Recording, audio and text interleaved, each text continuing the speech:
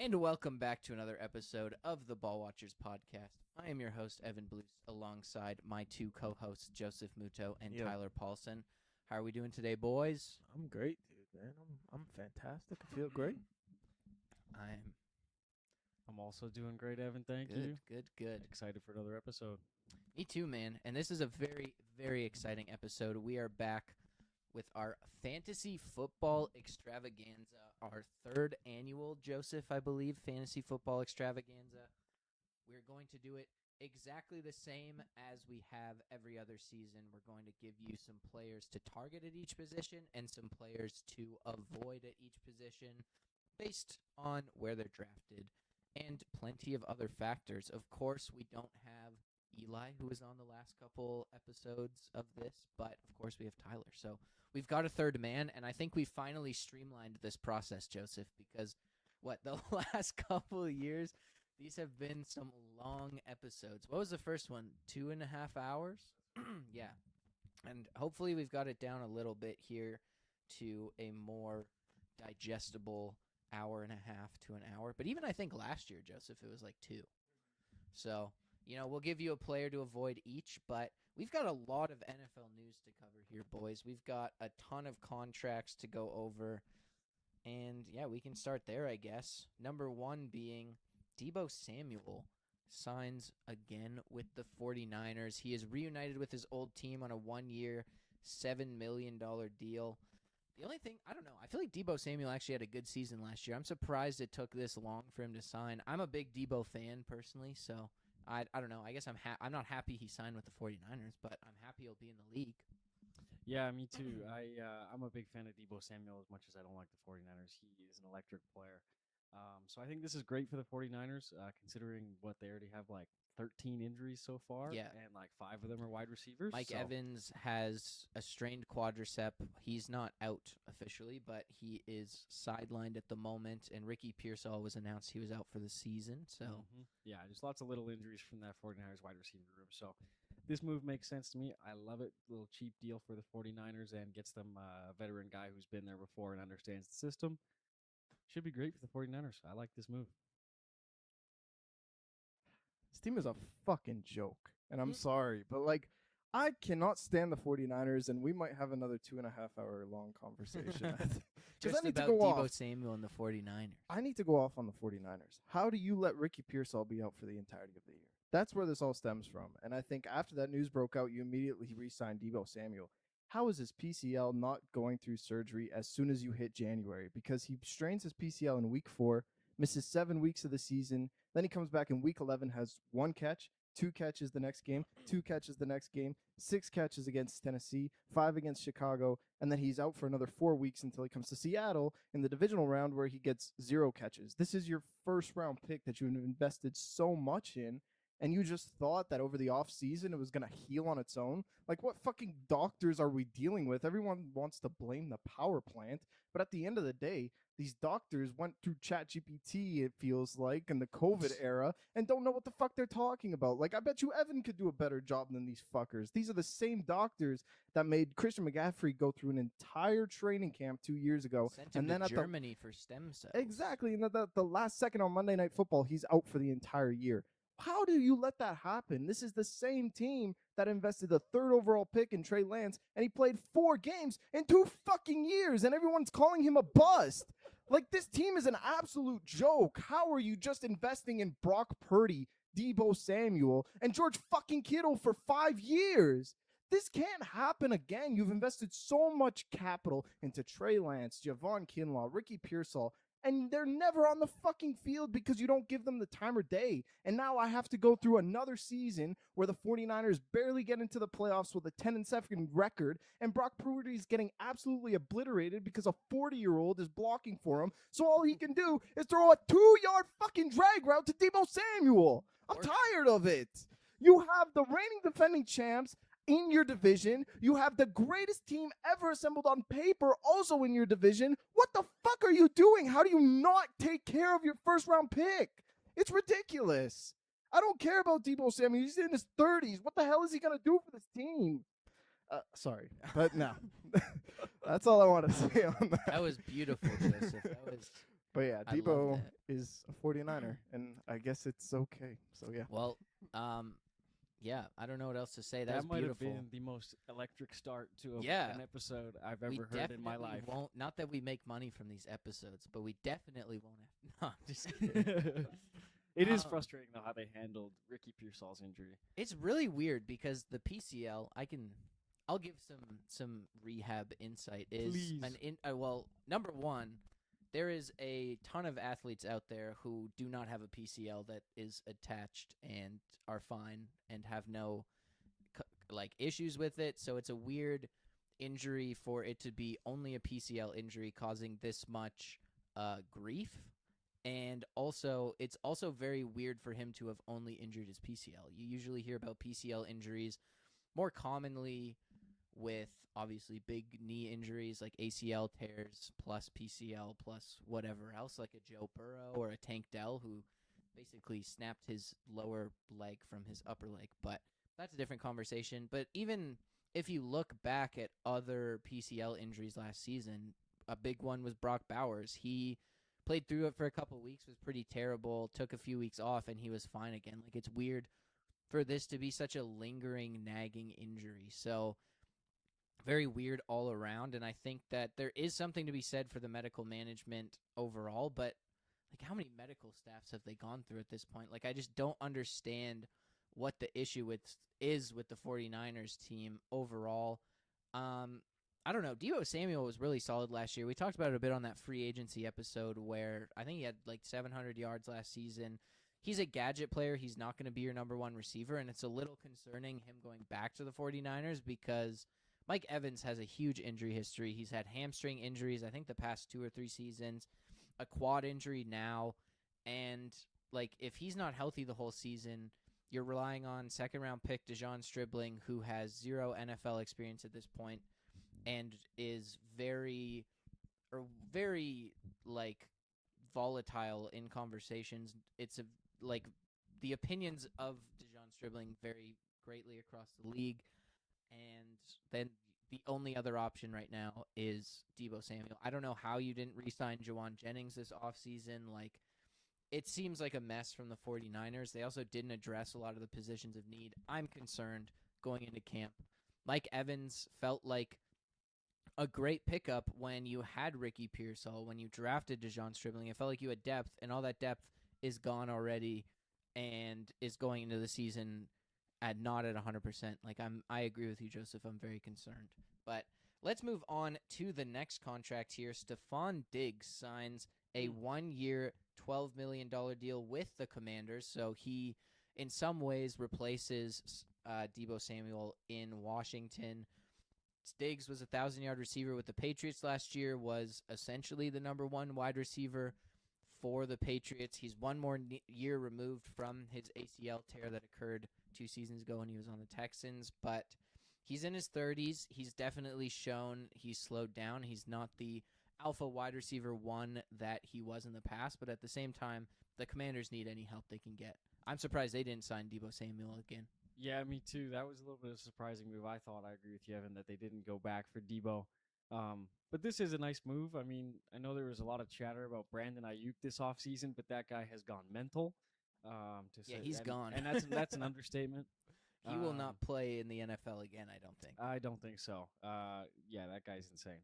So this is, in my opinion, a good move. Like you said, Evan, obviously he's in his 30s. I don't know if he's going to be the most productive. I mean, obviously he was that wide receiver one for the Patriots last season and did have a good year.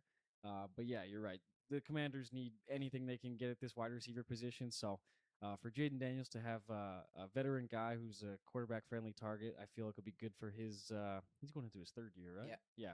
For his 3rd year, get a little bit more comfortable having a guy out there like that to throw to. So I don't know. I like this deal also. Yeah, Brandon Ayuk will never have a job in the NFL again, which I think is the biggest storyline with this one. I mean, when you want Stephon Diggs over Brandon Ayuk, and like he is a head case in and of itself as Diggs, like that's that's terrible. But anyways, I think the Diggs signing is very good for the Washington Commanders as well. Still had 1,000 yards last year in the Patriots offense, and yes, he was the only target, but he was extremely efficient too. 85 receptions on basically 100 targets. and 4 touchdowns for Diggs. So very productive numbers. He's also 2 years removed from that ACL injury that he sustained when he was in Houston in the middle of the season. He came back kind of shaky to start last season with New England because he was rehabbing. Now that he's back to 100%, yes, he's coming into training camp late at this point, but he is way better than what the Commanders were offering. And Chigakonkwo was their number 2 option, Antonio Williams, Luke McCaffrey. I mean, Diggs is just another person ahead of that, and this helps Terry McLaurin too. Not all of the pressure is going to be on him, and so I really like Stephon Diggs to be that underneath wide receiver. I still think that he can be dynamic with the football, and he's back in his hometown where he played college at Maryland. So I love it. I think it's a great signing all around, and I'm interested to see what Diggs brings to the table here. 100%. You get someone across from Terry McLaurin, you take the pressure off of him, and you just give Jaden Daniels somewhere else to go with the football because the running back room's a little scarce at this point. I think Rachaad White probably will take the majority of that role. He's a guy who can catch passes, but I don't trust Chigakonkwo. He was never productive reliably in Tennessee. And then outside of that, Terry McLaurin, who did have a down year, historically very reliable, coming off, 2 years ago was his best season, Jaden Daniels' rookie year. Very underwhelming production last season, but I anticipate a bounce back there. He'll be healthy again. He was suffering from some injuries last season. And then you pair that with Diggs. You just have somewhere else to go with the football.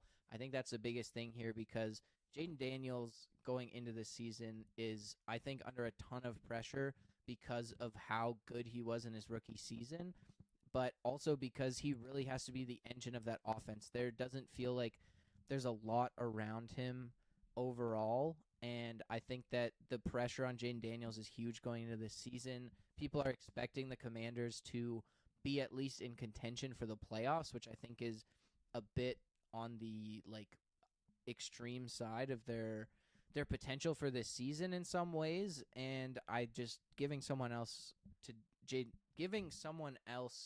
Jaden Daniels to throw the ball to is huge for this Commanders team, especially this late in the offseason.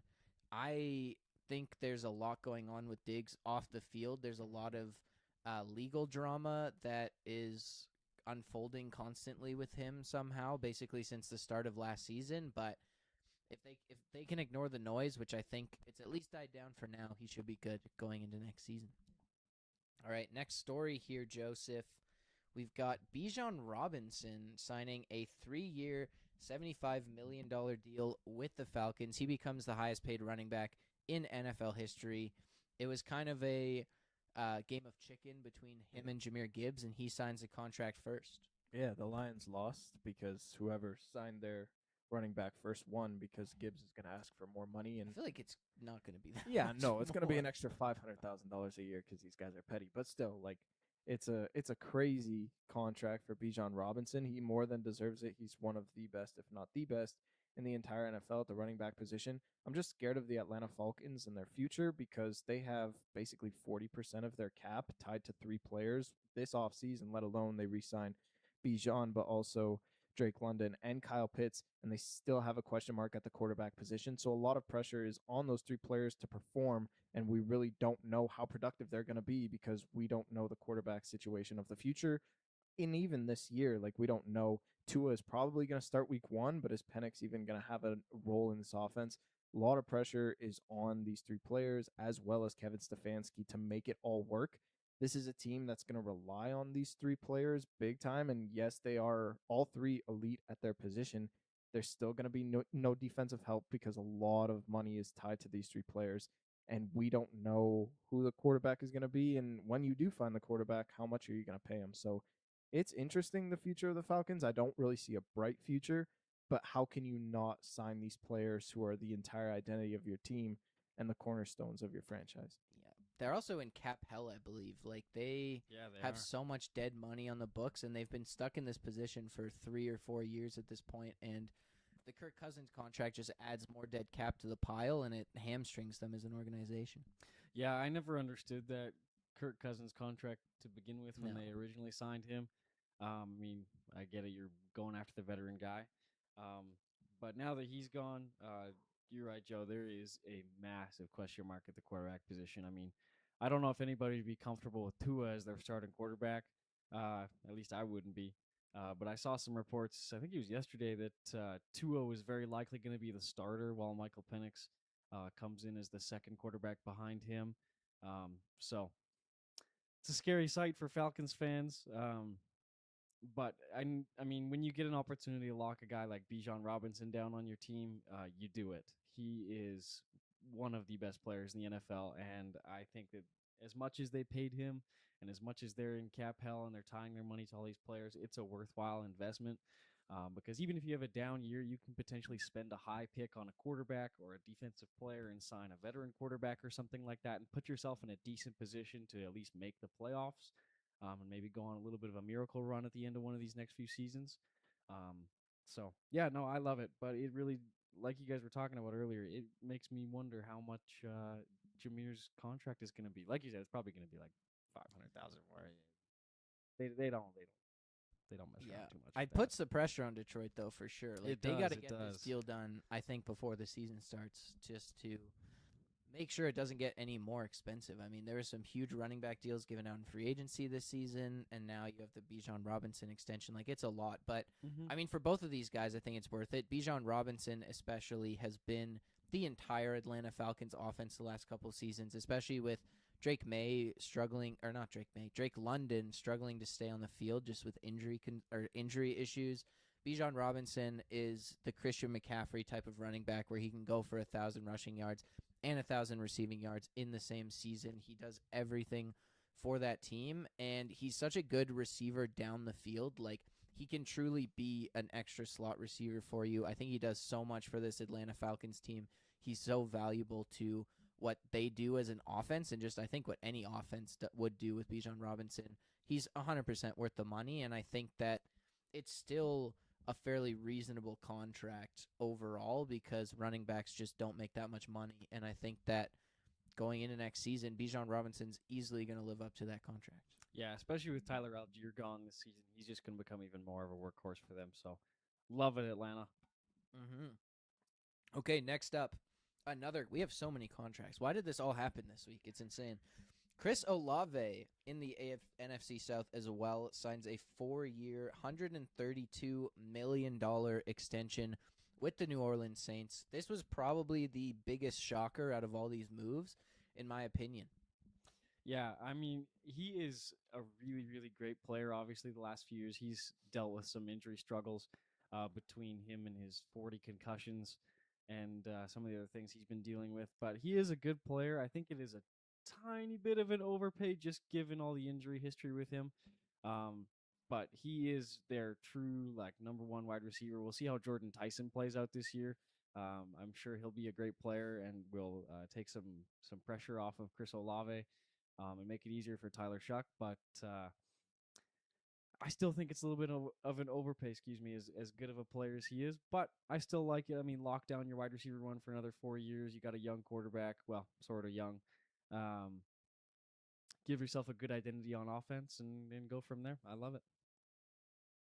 Yeah, I might counter that. I think it's actually a really underpay, and I think it's a great value for Chris Olave. And when you compare contracts to like $33 million a year, you're talking about Garrett Wilson's of the world, DK Metcalf, and Terry McLaurin. All three guys, I think Chris Olave is better than those three guys to me. When he's on the field, like he is an absolute animal, and he's just productive every single time. And we saw him this year play a full 17 games. He put up 1,200 yards and 9 touchdowns. And in this Kellen Moore offense where things are slowly changing into being like a complete offense, you're going to need an alpha 1 wide receiver. So Olave has been dealing with injuries, but it's been blood clots, it's been concussions, something that he can overcome more so than in his legs and in his muscles. And I think that he can like, this can be 2 years down the road an absolute steal for the New Orleans Saints. And I really like the value with Olave. I love Olave because I mean, the only concern is health, but when he's on the field, he's an absolute animal. So I think that this is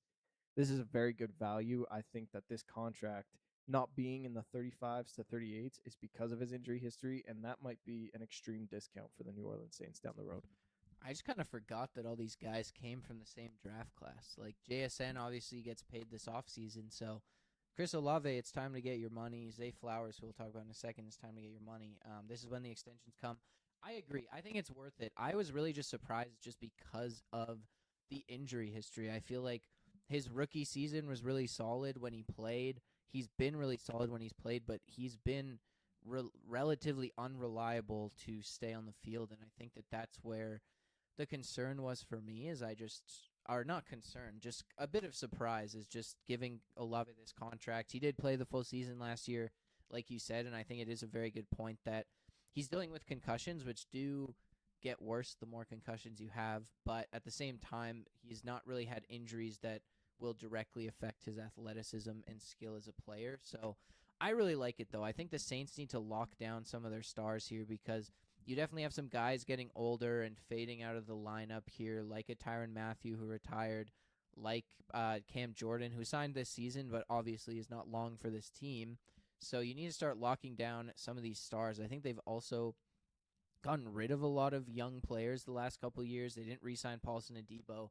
You don't re-sign Alontae Taylor, so you got to start re-signing some of these guys.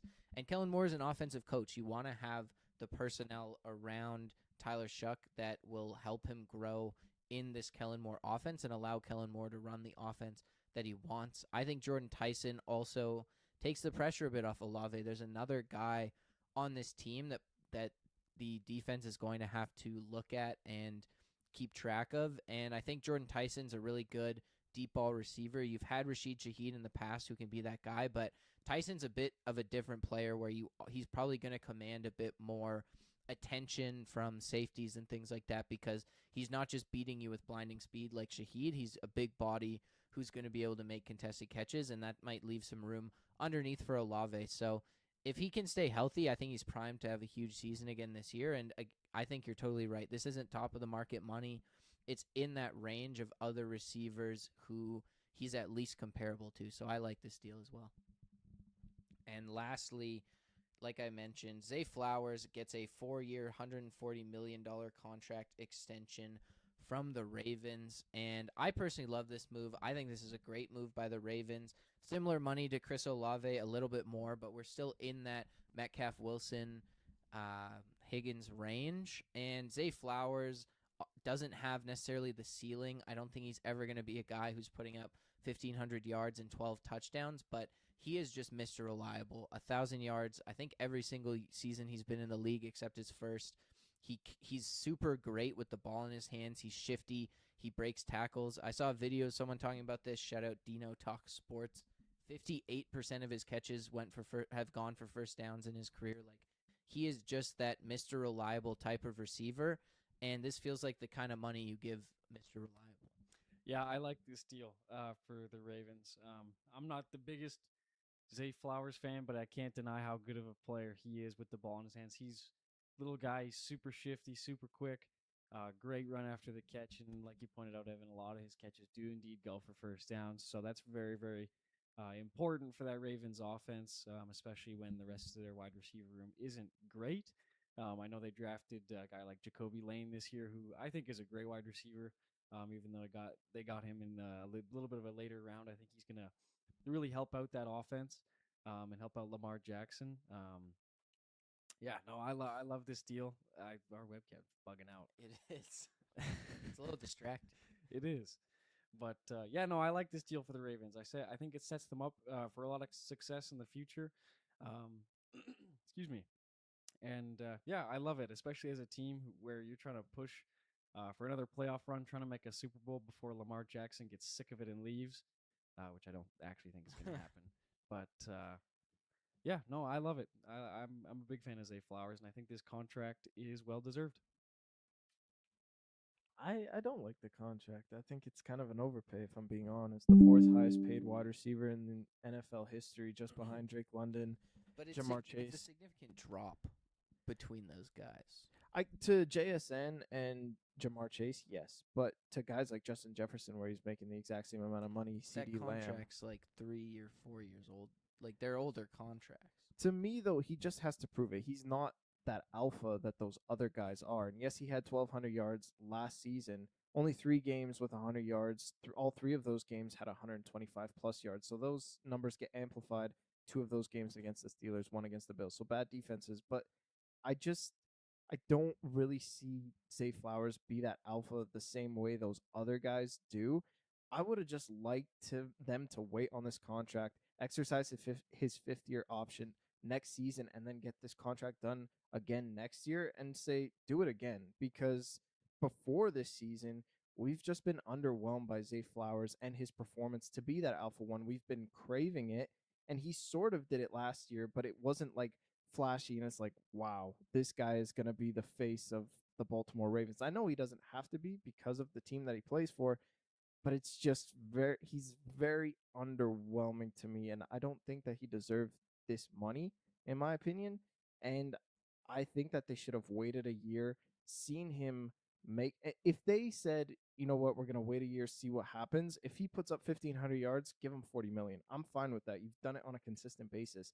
I don't know if he's gonna repeat this same performance again this year.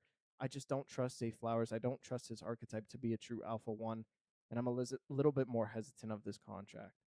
I just don't think it's alpha one money. Like you were saying, it's fourth in the league. But if you look at those other contracts, JSN, Jamar Chase, they're getting $8 million AAV above Zay Flowers on these deals, and then the other deals that are comparable as alpha wide receiver ones were signed 2+ years ago. So I think it's not comparable in that sense. I don't think he's being paid to be a top of the line alpha wide receiver one, which is why I like the contract.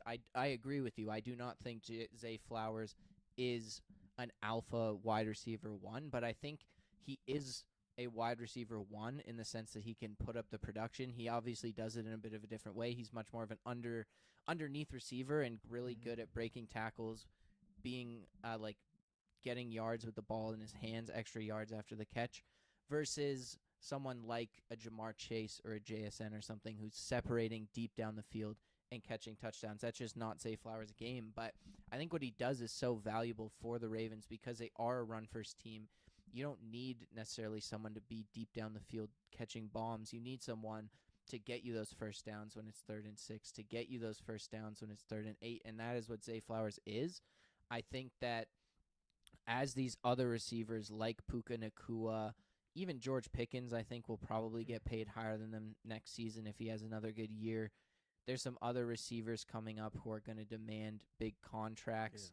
That this contract is going to slowly drop down, and it's not going to look as crazy as a top 5 deal it is right now because it's not. He didn't get top of the line wide receiver money like a JSN did. So I think that he's worth it for what he does. I think, like I said, he's Mr. Reliable. He's Mr. Consistent. He's going to get you 1,000 yards every season. He doesn't have the ceiling of some of these other guys, but the other thing for me is I just think the Ravens need someone.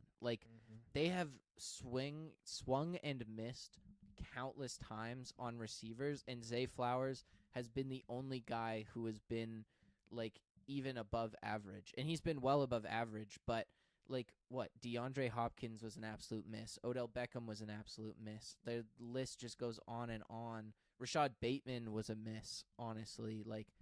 They just don't have anyone, and I think that locking down Zay Flowers for the long term is necessary if you want to keep Lamar because that's really his only reliable target through the air outside of Mark Andrews, who seems like he's slowly fading. Yeah, I get it. The market's always going to change, and that's why my argument isn't as strong, just because I'm just comparing it to other guys, but those guys, like you said, 2-3 years down the line. It's hard, and it's always these guys are always going to get more money than they probably should just because that's how the market works, and it's always growing.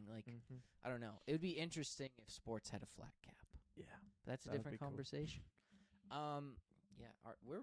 I don't think our webcam's happy that I said it. We might need to replace it. It was really bugging. I'm curious if that's going to show up or how that's going to show up on YouTube. But I apologize for the static. Okay, that does it for the news. 1 million contracts signed this week. I don't know. I'm kind of scared for next week now. Who knows what's going to happen? We'll see. We could use the news next week, to be honest, but we'll get to that. This week, our fantasy football extravaganza, year number 3. We're going to kick it off, as we always do, with the players to target at each position. We've got a quarterback. We've got running backs, receivers, and tight ends. Each of us have one of each player at each position. And, Tyler, why don't you kick it off with your quarterback to target? My quarterback to target for this year is Mr. Justin Herbert himself. I think this year with Mike McDaniel coming in as the offensive coordinator is really going to make things easier for Justin Herbert. Obviously, I know that offensive line is not perfect by any means, but you're getting some of those guys like Joe Alt back from injury, I think, sometime Yep. before the season pretty soon. So that's going to help out as long as they stay healthy. That offensive line is going to be a little bit better than what we saw at the end of the season. Like in that game again, I think it was against the Texans where I don't think he could stand for more than a half a second before getting hit. But my biggest thing with the reason I picked Justin Herbert is the whole Mike McDaniel pickup. I think that offense is going to be a lot better, a lot more streamlined and easier for the quarterback, and he's super talented as well. So he is my pick for the quarterback to target. I don't imagine he's going to finish as number one or anything, obviously, but I could see a top 7 finish this season for Mr. Herbert. I like it. I think that Herbert's going in that quarterback 6 or 8 range right now, which 6 to 8 range, which isn't terrible value. Justin Herbert's 90 overall ADP, which is like the 7th or 8th round. So you're not giving up necessarily a premium pick at that point. You're probably drafting flex players, and if you can get Justin Herbert, I think that's great. Mike McDaniel, obviously, I think I've seen a lot of people talk about how the run game is going to be turned up with Mike McDaniel, but Justin Herbert was already in an offense where he was not throwing at a high volume and he was still incredibly productive. I think what's going to happen this year is the efficiency is really going to turn it up a notch. I'm curious to see if the rushing volume stays where it is going into this season, because Tua wasn't a guy who ran the football on designed runs a lot, and I think the fantasy production for Herbert was boosted a lot by the fact that he was asked to run the ball a lot on designed runs in the red zone, and I don't know if that'll stay where it is, but if it does, I feel like Herbert can have a super efficient season, and if he gets some rushing touchdowns in there, he could easily be your quarterback 1, and in the 8th round, that's a huge win in my opinion. Yeah, I agree. Herbert's always been a good pick in fantasy, and especially now with the weapons that he has in the offensive line, it's just a matter of everyone staying healthy around him. And when that happens, I mean, we saw it at the beginning of the year. He was the best quarterback fantasy-wise in the NFL until his tackles went down. And it kind of went downhill from there. So I love Herbert as a pick. He's a safe pick in the 8th round, and I really like it. Yeah. Who do you got, Joe? I have Jalen Hurts as my pick, and all of my picks I am looking for in fantasy is who can I get the best available at the best price. And to me, Jalen Hurts just falls into that category. Every single year he's been in the league, he's been either the number 2 or the number 3 quarterback taken off the board. Whether Lamar Jackson is better than him has always been the case through the years. But he's projected as the quarterback 6, and I honestly think that that's going to go down in a lot of people's drafts. I think Caleb Williams, getting all the hype in a Ben Johnson offense, will be taken ahead of Jalen Hurts. Justin Herbert is the more sexy pick than Jalen Hurts because of the Mike McDaniel's offense. Even a guy like Trevor Lawrence and a Liam Cohen offense who had a great year last year. A lot of these guys will be taken ahead of Jalen Hurts, in my opinion, because everyone is just so disgusted with Hurts. He had a horrible year last year, and it's just not a sexy pick in fantasy. He was still a good fantasy quarterback last year. Exactly. But everyone thinks that Jalen Hurts is just like washed and done. But that Kevin Patullo offense was absolutely horrific. It was so basic. They literally did nothing. And the worst part of that Patullo offense is it didn't utilize Hurts' legs. And I think now with Sean Mannion coming in, who was the quarterback coach for the Green Bay Packers, coming from the LaFleur tree, it's going to be a lot of deep shots. It's going to be a lot more red zone opportunities. It's going to be a lot more passing yards. And it's going to be back to double-digit rushing touchdowns for Jalen Hurts, which is exactly why we love Jalen Hurts, is because of that rushing productivity that he gives you in the red zone and also with his legs. He only had 450 yards rushing last year with only 8 rushing touchdowns. That should be up to 600 to 700 rush yards very easily. It can only go up. And I'm expecting 12 to 15 rushing touchdowns in the red zone, taking a lot away from Saquon Barkley. So Jalen Hurts is not the sexy pick. I think a lot of people are turned off by Jalen Hurts, and I just love the value. You're getting him basically in the 6th to almost 7th round. I think that's tremendous value. There are going to be at least 5 guys going ahead of Jalen Hurts. I think that number is going to grow by the time fantasy drafts hit, and that's just too good a value for me to pass up. Yeah, I 100% agree. This is fantastic value for Jalen Hurts, even with yeah, the fact that he played terribly or just in terms of like actual NFL play, he was awful, but he was still a great fantasy quarterback because he rushes for touchdowns. And one of the big things for me here is Sean Mannion's a first-year offensive coordinator. Like, I think, oh my God, what is their head coach's name? Nick Sirianni. Jeez, I blanked for a second. Sorry. Kept thinking Kevin Stefanski, and I was like, that's not right. Nick Sirianni, I think, will have a bit of a say in the offense just because of the fact that Sean Mannion is that first-year offensive coordinator. And what that tells me is tush push, Jalen Hurts running in the red zone, getting those touchdowns up still. And we want to see him use his legs more. Also, just looking at the quarterbacks taken ahead of him, Jaden Daniels, I think, is a bit of a risk. Joe Burrow is never a top fantasy quarterback. He doesn't really use his legs. He's not ever a top-tier fantasy option. Drake May, I think, is the only one outside of Lamar Jackson and Josh Allen that's arguable. But the fact that Jalen Hurts is going in the 6th round right now is super low, especially considering what we've seen him do in fantasy before. I think that's a huge value for Jalen Hurts right there. I agree. Love the value here. You can get him way after a lot of those top quarterbacks go, and his rushing upside is just too good to pass on. I'm not the biggest Jalen Hurts fan in the world, but I can't deny he is a great quarterback for fantasy.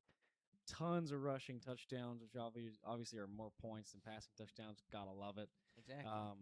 So yeah, no, I'm excited to see how his season's gonna play out. I think you guys are hitting it right on the nail. Or what is Hitting the nail on the hitting head. the nail on the head? Holy cow!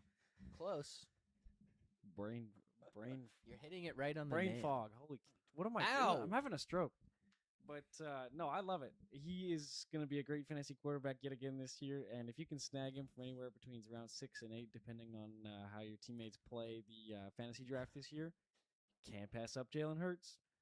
Oh man, I think about this and then I think of our fantasy draft, and like the ADP in fantasy drafts is nothing like our fantasy drafts. Like, I feel like it's so hard to plan to draft based on ADP because like. Even last year, I feel like there's guys who are like, oh, I could get him in the 5th round who went in like the 2nd. Yeah. Like, oh, never mind. I intentionally took people, like, I didn't put names on this list, so you guys couldn't steal, and our friends, listening to the show, couldn't steal our picks either. 'Cause, man, it's tough. Yeah, it just like, oh my God, wow. I apologize for our webcam. We'll sort that out for It's next dead episode. now. Enjoy the static. We're in there somewhere. My guy here is Dak Prescott. I feel like Dak Prescott was possibly my guy last year, but He was. Dak Prescott's just my guy, and I think that he's a fantastic fantasy quarterback, especially where he's going. I think that Jalen Hurts, below Jalen Hurts, he's going in the range of Jackson Dart is 1 ADP behind him. Justin Herbert's 1 ADP above him. Trevor Lawrence is above him. And then you have a bit of a drop-off to Matthew Stafford, Brock Purdy, and Patrick Mahomes. And I just feel like Dak Prescott is in essentially the perfect situation right now. You have Javonte Williams at running back, who's not a star. He's not commanding 20 touch per game volume. You have George Pickens and CeeDee Lamb, who have both proven they can be wide receiver ones. Jake Ferguson's a reliable tight end. Their offensive line, anchored by the Tylers, is spectacular. And I feel like Dak Prescott, if he can stay healthy the entire season, that's the only thing in the past that has really tanked his fantasy value, is not staying healthy. This Cowboys team should be better this season. I think their offense is going to be one of the best, if not the best, in the league. And I think Dak Prescott is going to throw for a ton of yards and a ton of touchdowns. And he's a guy who can use his legs. He doesn't reliably use his legs, but he's a guy who can use his legs. And I think that he'll just add a bit of production each week on the ground with probably I'm anticipating a huge season through the air. Yeah, Dak Prescott has 2 elite wide receivers and can go for 4,500 yards and 40 touchdowns. That sounds exactly identical to Joe Burrow, except you're getting Dak Prescott 5 rounds later. Joe Burrow is the quarterback 4 right now. Exactly. You're getting Dak Prescott 5 rounds later with the same productivity. It's a no-brainer. Dak Prescott is a very, very good pick. Like, would you rather have Jackson Dart 1 pick later? I think the drop-off there is immense. Yeah, there's not too much I can add on to there. Dak Prescott is a very safe pick, especially for the place that you can snag him at in any of your fantasy drafts. Fantastic offense. He's going to be working from a clean pocket most of that season as long as he stays healthy, and he's very accurate with the ball, throws a lot of touchdowns in a very high-volume passing offense. So, gotta love it. Pick Dak Prescott. Exactly. Joseph, who's your running back to target? You guys are gonna love this. I was debating. I was debating it, man. But I'm putting Jadarian Price, slotted as the RB29 and ADP is 79th overall. I just love that value. He is going to be the bell cow back until Charbonnet comes back. We don't know when that is going to happen, and even when it does happen, we're still going to see a high volume from Jadarian Price and a split backfield where he can really thrive. We saw Kenneth Walker do it for a number of years in Seattle with Charbonnet there, and I think Price can do it on an elite team with an elite defense. You want to take the when teams have an elite defense, you want to take their running back, and that's exactly what Jadarian Price is. And at the 79th overall pick, you are taking him as your flex option. There is not a lot of risk. You can interchange him with a wide receiver at that flex position. And if he is your running back too, that basically tells me that you either have an elite quarterback or an elite tight end that you took in the earlier rounds. So Jadarian Price, there's not a ton of risk. He's going around the same pick as guys like Chuba Hubbard, J.K. Dobbins, Aaron Jones. Those guys' floor are better than a rookie, obviously, but Jadarian Price literally crushes their ceiling out the window, and he's going to get the same amount of volume, if not more volume, than those other teams who are, than those other players who are on worse teams. So I think Jadarian Price, the value that you're getting, he could be your RB3, and he can potentially finish as the RB2 on your team. It's just tremendous value and something you can't pass up. Yeah, pretty much everyone around him at this spot is in a split backfield themselves. Like, what do you got? You've got Rico Dowdle, R.J. Harvey, Tony Pollard, Jalen Warren, Ramondre Stevenson, Chuba Hubbard, Kyle Monangai, Blake Corum, J.K. Like, there's just a bunch of guys in probably split backfields. Like, I think you're totally right, especially early in the season. Like, if you want to stack up some wins early, you draft Jadarian Price. He'll probably be pretty solid through the first few weeks. I think there is a few question marks with him still. Like you said, Charbonnet coming back. Also, rookie running backs tend not to be fantastic the first few weeks of the season, but you can't argue that Price's position and environment going into the week 1 is fantastic from a fantasy perspective. He is slated to be a bell cow back, and there's not really any competition. And then who knows what Charbonnet is going to look like when he comes back. They might ease him back in, which gives you a few more weeks of that high-end production. And if he's really good the first 2 weeks of the season, like, he's going to cement his role on this team, and they're not going to necessarily – he'll probably get a diminished role, but they're not going to reduce it entirely. So I really like it. I also think drafting Price is a juicy trade piece to potentially give to one of your league mates in week 3 if they want to take on that risk for pretty good value as well. Yeah. Thank you, Joe, for picking my guy. I love Jadarian Price, and from everything that I've seen throughout Seahawks training camp so far, the new offensive coordinator, Brian Fleury, has him running a lot of routes and catching some deep balls down the field, down the sideline, some intermediate routes, and some short routes here and there. So I think he has some great receiving upside as well. I know he didn't demonstrate a ton of that at Notre Dame just because he was behind Jeremiah Love. What can you really do in that position? But I think he's a very underrated receiver, so he's going to get a lot of points through that this season. And then obviously with the situation with Charbonnet totally being unsure. I've heard some talk about him being ready for week 1, but how ready are you? He's on the PUP, though, so I don't even know if he can play week 1. I'm not sure because I'd seen some reports saying he was feeling confident about it, but then again, I'd rather err on the side of caution if I was the Seahawks team doctors about I forget how the PUP saving works. a guy like that. Yeah, me too. But I love it. Jadarian Price is one of my favorite players in this upcoming draft. You can snag him probably close to. He's 79. I was gonna that's say, like what? That would be the 6th round, 7th round. 6th, 7th round. I'm sure in some drafts he'll sneak even closer to the 8th, 9th, 10th round, depending on how your drafts go. So I love it. The value is there. The receiving upside is there. Thank you, Joseph, for picking my guy. Who you got, Tyler? I have Mr. Travion Henderson himself. I know this is a little bit of a risky pick considering Ramondre Stevenson is still there, I believe. And obviously he was kind of done a little bit dirty by that Patriots organization last year, getting taken out of games at stupid times right after he broke off a 70-yard run. But in some of those games, broke off the 70-yard run. Exactly. For those fantasy squads. And that is my reason for the pick. The Patriots have upgraded their offensive line a little bit here and there. I think a second year in that offense or with him is going to brings so much more success to him, and I think he's really going to stand out in that running back room and kind of take over that running back one role. At least that's my prediction.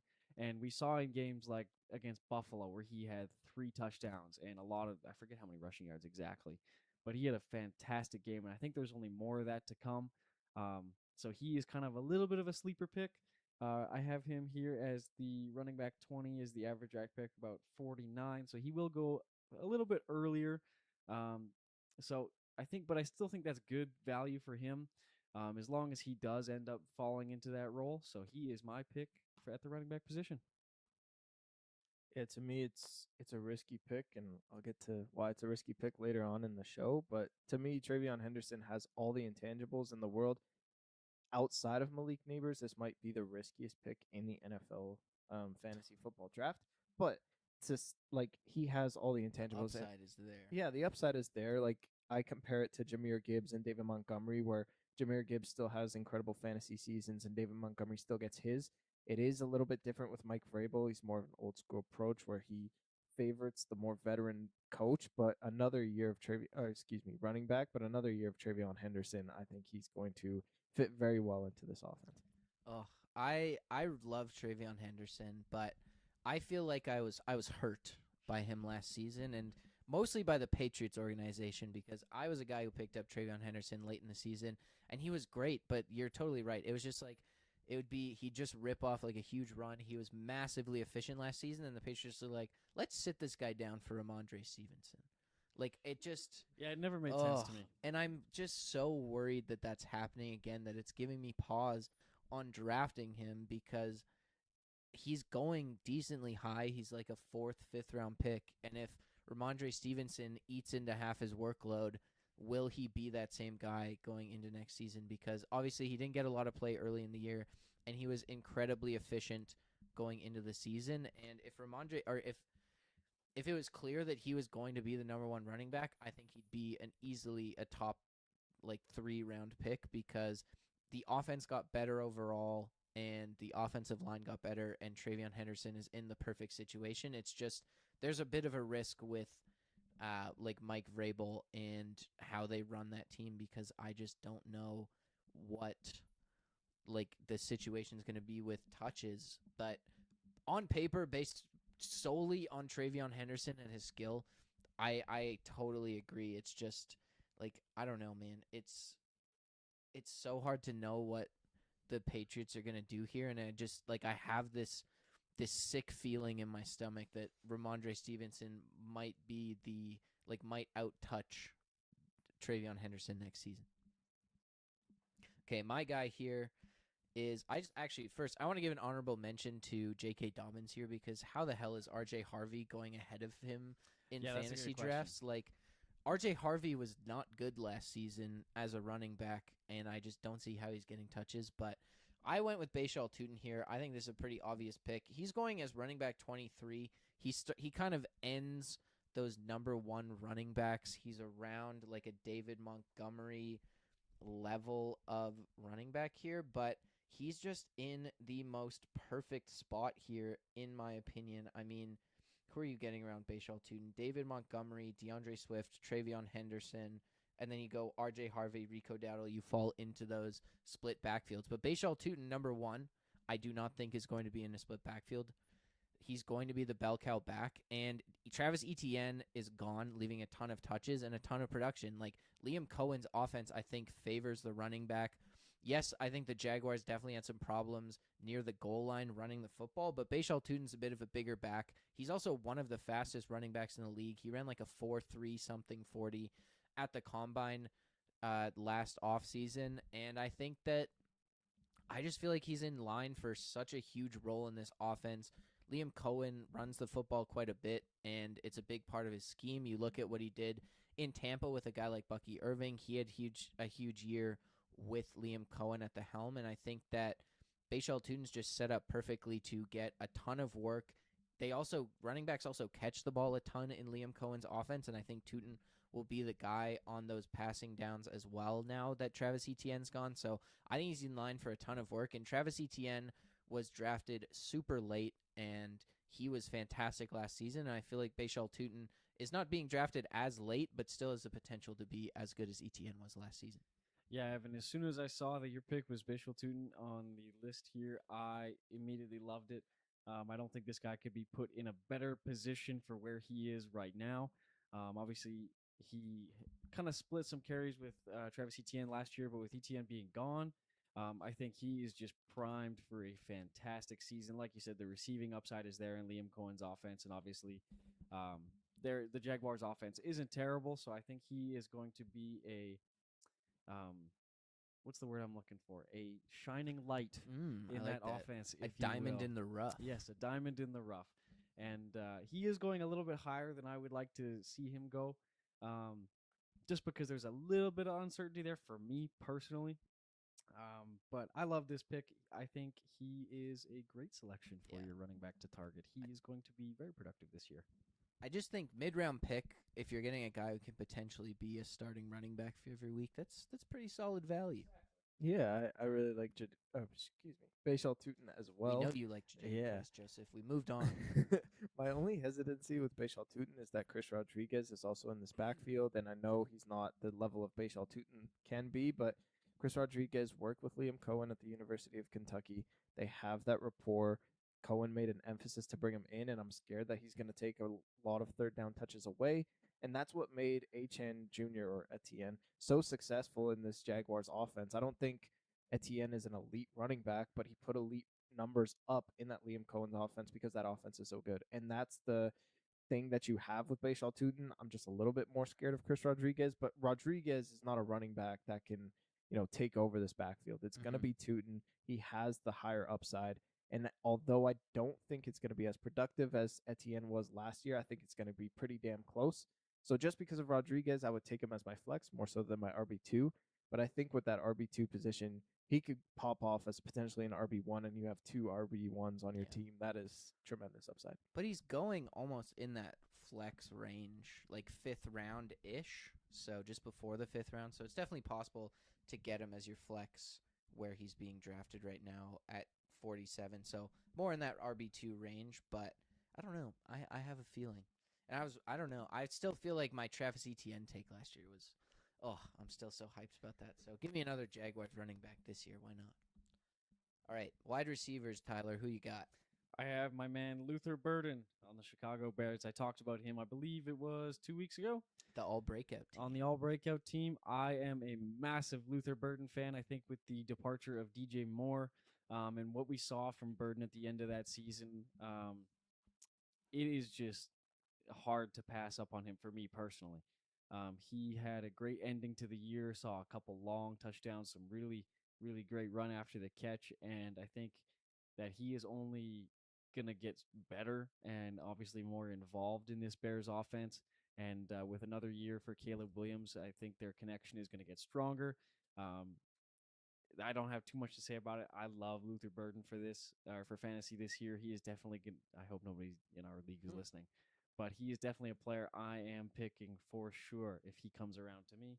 I have him here as the wide receiver 17 with an average draft pick, of 41, which for me personally, I think is perfect for him. A little bit higher than I think some people might have him. But I think with the production upside and what we saw from him at the end of the season last year, it just makes a whole lot of sense to me. He did a lot with some of the little opportunities he was given. Yeah, it's definitely a projection. I think that he definitely doesn't have the base of production in the past to stand on, but the opportunity is clearly there. I think there's a lot of hungry mouths to feed in Chicago right now because I don't think we're talking about this today, but Colson Loveland's being drafted incredibly high in fantasy drafts right now. But is that where the production's going to go? He was drafted in the first round for this Bears team, but he is a tight end. You also have Romo Dunze, who projects to see more volume, but DJ Moore leaves a big vacant hole at that receiver position, and I think that Burden is in a huge opportunity to get that work. The only thing for him is just continuing that efficiency. I think he has to. Obviously, I don't think he'll be at that level of efficiency because just with volume, you're going to lose efficiency. But if he can continue to be an efficient receiver, he's going to command targets. I think he's in a position to score a lot of touchdowns as well, make some big plays for this Bears team. and he could end up being, at least in terms of targets and volume, the Bears' number one receiver next year. I think it's not guaranteed, but he's in a very good position. Yeah, it's a projection pick for sure. I play fantasy football a little bit more conservatively, so I'll be avoiding Luther Burden if I'm being honest, but it is still a good pick to have as your wide receiver 2, potentially be a wide receiver 1 in an elite offense under Ben Johnson. It's going to have tremendous upside if it hits, but if it fails, he's your wide receiver 2 with a fourth round pick. So it is pretty risky for me, but I still like the upside, and I think a lot of people are starting to warm up to Luther Burden more and more. He might start going into the third round, and we'll see how high the price is for this Spicy. guy because it's going to go up from here. It can only go up from here. For me, I have Garrett Wilson as my wide receiver to target. I just love the pick. I think in the fourth round, ADP is 41, wide receiver 15. That's on the back half of the fourth, which I absolutely love as your wide receiver 2. I would be comfortable taking him as my wide receiver 1 if I were to go to RBs with the first and second rounds. I just love Garrett Wilson. I think he's going to at least get 150 targets in this offense. And the reason I like him so much is because he has help. He is not getting double teamed as much. He has Omar Cooper alongside him. A.D. Mitchell is really emerging. Kenyon Sadiq is probably going to be healthy for week 1. And they have a pretty consistent running game with Brees Hall and Braylon Allen. So Garrett Wilson is not by himself, but yet they're still competing with rookies. So he's going to be the alpha. He's going to get 150 targets. And he has somewhat of a capable quarterback. Like going from Justin Fields to Geno Smith is an upgrade, and Geno Smith knows how to use his targets properly.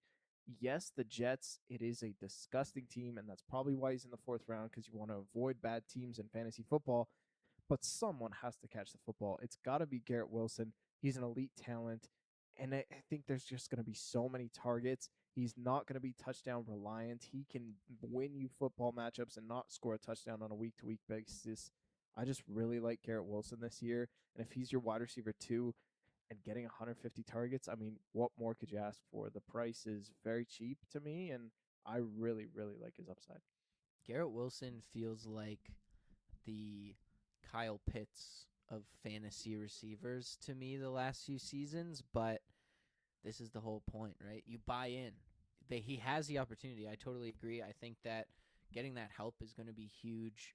I think he's still an elite receiver, and he's just been on such shitty teams that it's hard to know what kind of production he's going to give. I do think Geno Smith is going to bounce back. I think that last season was an absolute embarrassment, but it is what it is. I don't think that the Raiders were just so dysfunctional. I don't think that what represents what Geno Smith's going to be as a quarterback. I think that the Jets' offensive line is pretty solid. He's going to have good protection, Geno Smith, and he's going to be able to get the ball out. And I think that Garrett Wilson's going to be the number one beneficiary of that Geno Smith, second comeback. But I don't know. I feel like Garrett Wilson's definitely a bit of a risk just with how bad the Jets are, but he is a guy who, like you said, he's going to command a ton of targets, and if he can play, or if he just gets the ball and gets it accurately in his hands, he's going to make a bunch of plays. Yeah, I like this pick, Joe. The only thing that does scare me is the Geno Smith. Now, I understand the fact that in a Chip Kelly offense on the Raiders last season with not a lot of help, Geno was abysmal. He was constantly throwing just meatball subs into the air. It was bad. I think he led the league in interceptions, and some of those plays were just like horrific. Hilarious. Yeah, that's a better word.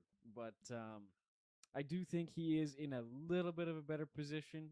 Garrett Wilson is obviously clear-cut number one wide receiver. Nobody's going to be able to compete with him in the Jets wide receiver room. He's going to get a lot of targets. Personally, he is a player I will avoid just because I will never draft a Jets player on my fantasy team, but that's just personal preference. But I do like the pick. He is extremely efficient and a great run after the catch wide receiver. Super shifty, gets open at the drop of a hat. He runs incredible routes. I think he's going to be a very friendly target for Geno Smith. And he's got to score some touchdowns. That's about it. That's the only thing that concerns me is in some of those games where the Jets might be struggling and he might not be getting those targets, is he still able to score a touchdown?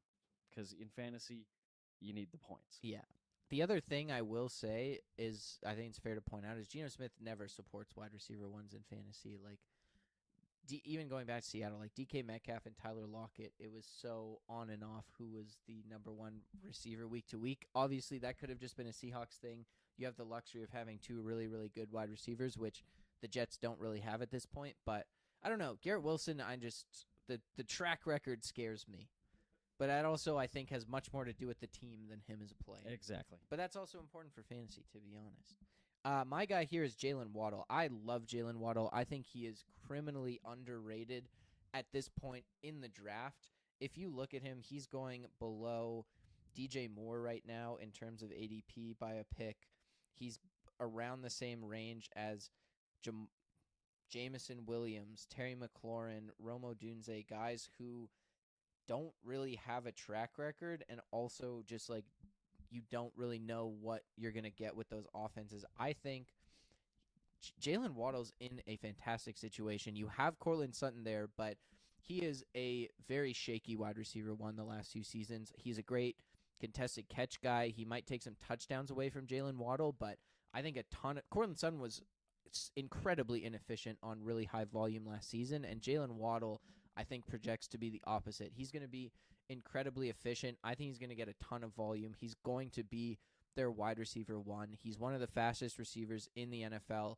He's not just a guy who you're targeting on go balls. You're targeting him on crossing routes. You're targeting him on slants, underneath routes, and go balls because he's that damn fast. I think he is the perfect package. Bo Nix appears to be healthy going into training camp. I think Sean Payton's going to throw the ball a lot this season because that running back room is still suspect a little bit. You've also got the fact that this offensive line is going to provide very good pass protection for Bo Nix. I think Jalen Waddle is going to get a ton of volume, and I think he's going to be incredibly efficient scoring points. I think he's a huge get at ADP of 52. That's middle of the middle of the fourth round.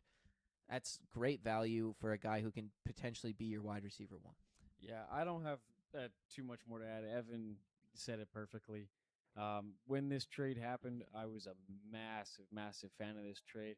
I think he will provide a really unique element of speed to this Broncos offense that they didn't necessarily have before. Obviously, a lot of the guys in the NFL are quick, but Jalen Waddle is another level of speed. Mm-hmm. And I think with a guy like Cortland Sutton there, who even though he wasn't the most efficient guy, caught a lot of like sideline balls and like goal line fades.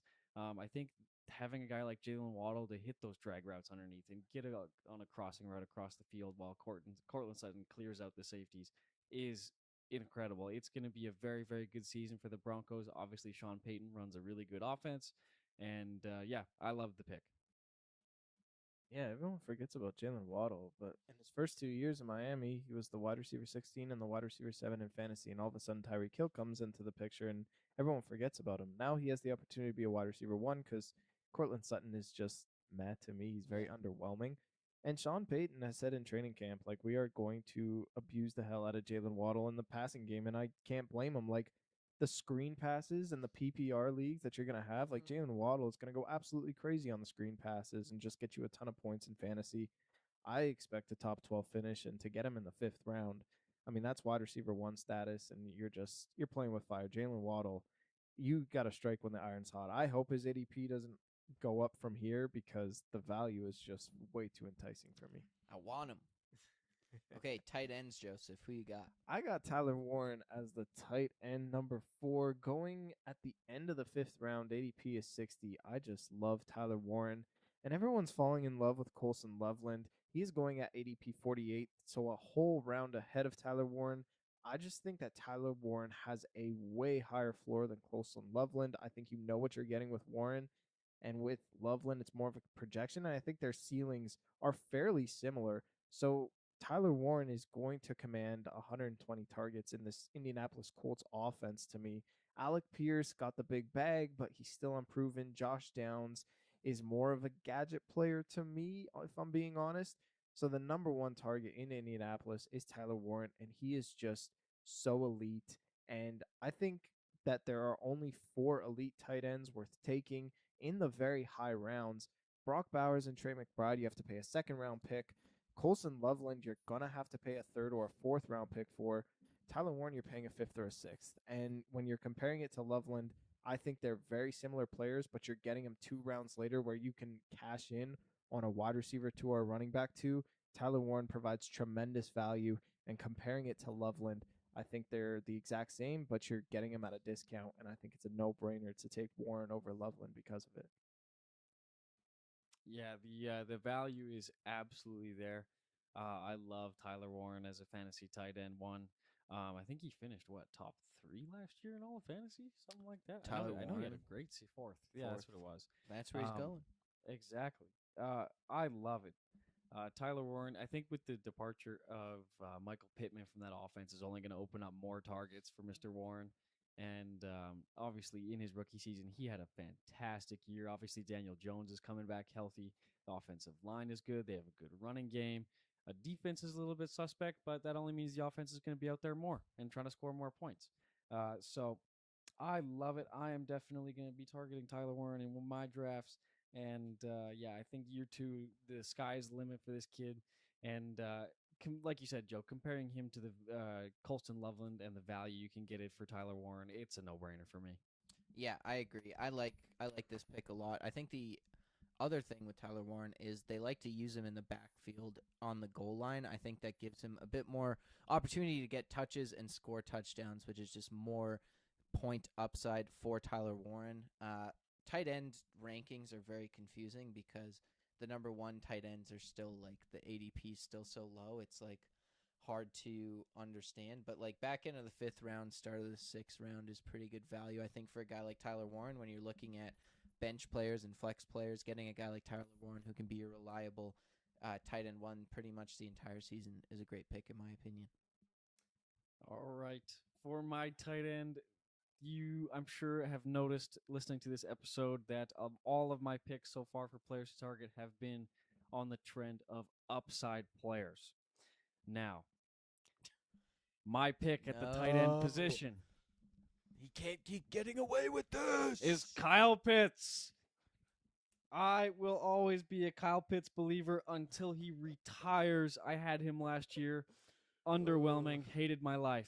However, wasn't he on your bench when he scored 50 points? Yes, when he had the 50-point game, he was on my bench. Brutal. I almost threw my phone through the wall that day. But I am a consistent Kyle Pitts believer. The only thing that scares me a little bit is Tua, but I think with Kevin Stefanski coming in, and obviously I think Kevin Stefanski's an offensive coach, right? Yeah. I was going to say. He is. I would think I was mixing him up with somebody else. But I think that Kyle Pitts is, once again, on paper at least, looking to be in a good position. And I think that he is finally going to have a good year. We'll see. But Kyle Pitts is my pick. A lot of upside for me. I can understand if people do not agree with me at all. I completely understand. But I am a firm Kyle Pitts believer till the day I die. Yeah, I like it, Tyler. Stand on business, brother. I love Kyle Pitts as a player, man. I believe in Kyle Pitts, but I am so skeptical. I'm so torn this season because I just hate tight end 7 is too high for this guy is my only problem. Like I think there's a lot of value below him here. Like Sam Laporta, I think is a more safe bet here. Dalton Kincaid, Isaiah Likely's projected to be like more involved in the offense. Bijan Robinson's going to take passing work from him. Drake London's going to take passing work for him. The quarterback situation's questionable, and he hasn't had a good season since his rookie year. Like I don't know. Everything is against Kyle Pitts, and this feels like the season where it finally will come together. But I'm very conflicted because I think I drafted Kyle Pitts last year at the end of our draft, but which didn't work out, obviously. But I don't know, man. It's a tough. He is a tough nut to crack, if you will. So I did some research today because I have a lot of time on my hands. And Joseph, I can tell you've heavily researched this podcast. I'm impressed. I love it. Thanks, dude. So Kyle Pitts actually finished as the tight end 2 in fantasy football last year, which is crazy because nobody talks about it.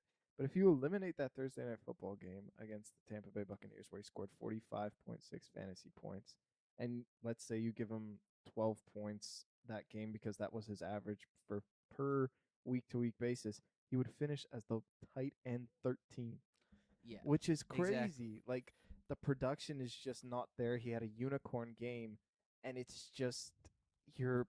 To me, last year Kyle Pitts went off in the second half of the season because Drake It wasn't London even went the down with second an half. It was like the last that's like 4 4 weeks. weeks. Yeah, because Drake London went down with an injury. So, like to me, Jake Ferguson, who can only pop off if one of those wide receivers go down, I think Kyle Pitts can only pop off when Drake London goes down. And I'm really not banking on an injury from an elite wide receiver. I just think that Drake London is going to get at least a 30 to 32% target share. And I don't think Kyle Pitts can compete with that, especially when you're competing with Bijan Robinson in the backfield. And when Tua's starting, he targets the running back position out of any quarterback in NFL history. He just checks it down after check down, and I would much rather check it down to Bijan than I would Kyle Pitts, who is more of a field stretcher to me. So Kyle Pitts, I'm avoiding again this year. I can't drink the Kool-Aid, guys. I just can't do it. I want to. I want to so bad. Drink man. the Kool-Aid, Give me Joe. I want that Kyle Pitts Kool-Aid. It's sitting in front of me, and my hand is shaking and I'm real as I thirsty. reach for it. And I'm so thirsty, but I haven't drank it yet. And I'm sweat. It's so hot outside, but I It's a I 35. haven't. It's a 35-degree day. Yeah, and there's ice. There's ice in that pitcher too. Mm. There's Kyle Pitts ice and There's Kyle frost Pitts on the Kool-Aid. mug. Oh, and it would just be so refreshing. Mm. Anyways, my guy is Tucker Kraft, who is going after Kyle Pitts in the draft. Tucker Kraft did tear his ACL in Week 9 last season, but that is more than enough time to recover from that injury. And before that, he was electric in that Packers offense. He was arguably Jordan Love's #1 receiving target for a good chunk of that season. I love the way this guy plays football. He's so physical. He's so mean. He's so hard to tackle. He scored 6 touchdowns in 9 weeks to start the season, which is a lot and definitely bolsters his fantasy numbers a bit. The injury also tanks his fantasy numbers a bit. But I just love Tucker Kraft as that kind of 7th, 8th round tight end who you're looking at bench and flex players at this point. I think Tucker Kraft has a potential to be a #1 tight end and possibly like a top 3 tight end in fantasy this season as long as he comes back healthy. I think they did reorganize the depth chart a little bit around Jordan Love in that receiving room. You do have a bit more clear #1, #2, #3 receivers in Watson, Reed, and Golden, but I still think there's question marks. None of those guys have 100% cemented themselves as the #1 target. Christian Watson was fantastic when he was healthy last season. We didn't see Tucker Kraft and Christian Watson on the field at the same time, but I think that Christian Watson and Tucker Kraft do not take away from each other's game. Christian Watson is a guy who's going to make plays deep down the field. Tucker Kraft is a guy who catches the ball at the 5 yards from the line of scrimmage and picks up 15 yards because he's impossible to bring down.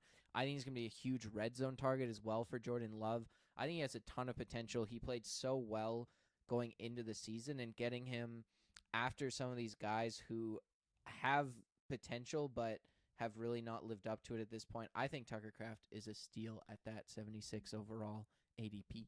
Yeah, I was so mad when I when I saw him being as productive as he was, and I passed on him in the draft last year. I didn't even know who he was. Really? No, I feel like I did, but like I wasn't like I didn't really think about it. Oh, you know that's what I fair. mean? That's fair. Yeah, I think especially with Romeo Dobbs leaving that wide receiver room with a lot more of unproven guys. Obviously, Jaden Reed is a serviceable wide receiver. Ontavian Wicks also left. Like there's that's 2 guys. That's right. That's 2 wide receivers. That only just gives more reason for the Packers to give Tucker Kraft the ball. And with the way he started last year, why not? Obviously, like you said, Christian Watson is that deep field stretcher. He can go on a go ball or a post route or something like that, and leave Tucker Kraft a lot of room underneath for Jordan Love to dump the ball off to when there's open space in there. So, yeah, no, I love this pick. I don't got too much else to say about it, but he just somehow finds a way to get you an extra 5 to 10 yards every time he touches the ball. He just runs people over, and like you said, he is so hard to tackle. You need like 3 guys to bring him down. He's a big dude. So, yeah, love this pick. Target Tucker Kraft. Yeah, I mean, if you can't get the first 4 tight ends, Tucker Kraft is easily the pick that you should make. He's going in the double-digit rounds, and even comparing it, like I would take him way ahead of George Kittle, who sustained an injury way later, is a lot older, and tore his Achilles rather than his ACL. And I know it's not a big difference, but I just think Tucker Kraft is the younger player. He's going to rehab better. He looks better in training camp, and he's the number one option, clearly. I mean, Christian Watson can't stay on the field healthy. Jaden Reed and Matthew Golden are more gadget guys. So Tucker Kraft's going to command a ton of targets, and he can easily finish as a top 3 tight end this year. Okay. Those are our players to target. Now let's get into our players to avoid, boys. Joseph, who's your quarterback to avoid? You know who it is, man. It's Caleb Williams, and I think the hype train is moving a little bit too fast for me. He's at the quarterback 8 spot right now. ADP is the 83rd overall pick. This is going to go up to me. I think a lot of people are going to look at Caleb Williams, He's on project the a Madden huge cover. Why isn't he number one? Yeah, I know. They're going to project a huge year. I think he's going to go like I said, ahead of Jalen Hurts for sure, and be in that conversation with Jane Daniels. I really believe that when you're going into your NFL drafts, and there's just so many quarterbacks who have better rushing upside to me than Caleb Williams, lower than him. I know Dak Prescott is going to throw for way more passing yards and way more passing touchdowns than Caleb Williams. Trevor Lawrence has a ton more rushing upside. Justin Herbert in this new offense, I think, has a ton more rushing upside as well, which is what you're looking for in quarterbacks. I mean, even Jackson Dart, I think, is comparable to Caleb Williams with that rushing upside. So to me, Caleb Williams, a lot of people forget, is that the Bears, this is a run first team. They are going to run and gun the ball with their incredible offensive line. They're going to use DeAndre Swift, use Kyle Monangai. Those passing yards are going to go down. I don't think he's going to eclipse 4,000 passing yards yet again for a Bears quarterback. And just the accuracy issues are a bit concerning to me as well, especially in the red zone. So I think the touchdowns are just not going to be there. If you're drafting Caleb Williams as like the 6th best or 8th best even quarterback, he's got to get 30 plus touchdowns. And I just don't think that he can eclipse that feat. And if he does, then I just don't think that he's going to get to like that 4,000 passing yard total. So it is a very risky pick. It's more of a projection pick. I would even take Matthew Stafford ahead of Caleb Williams, who was proving it. He was the quarterback 3 last year.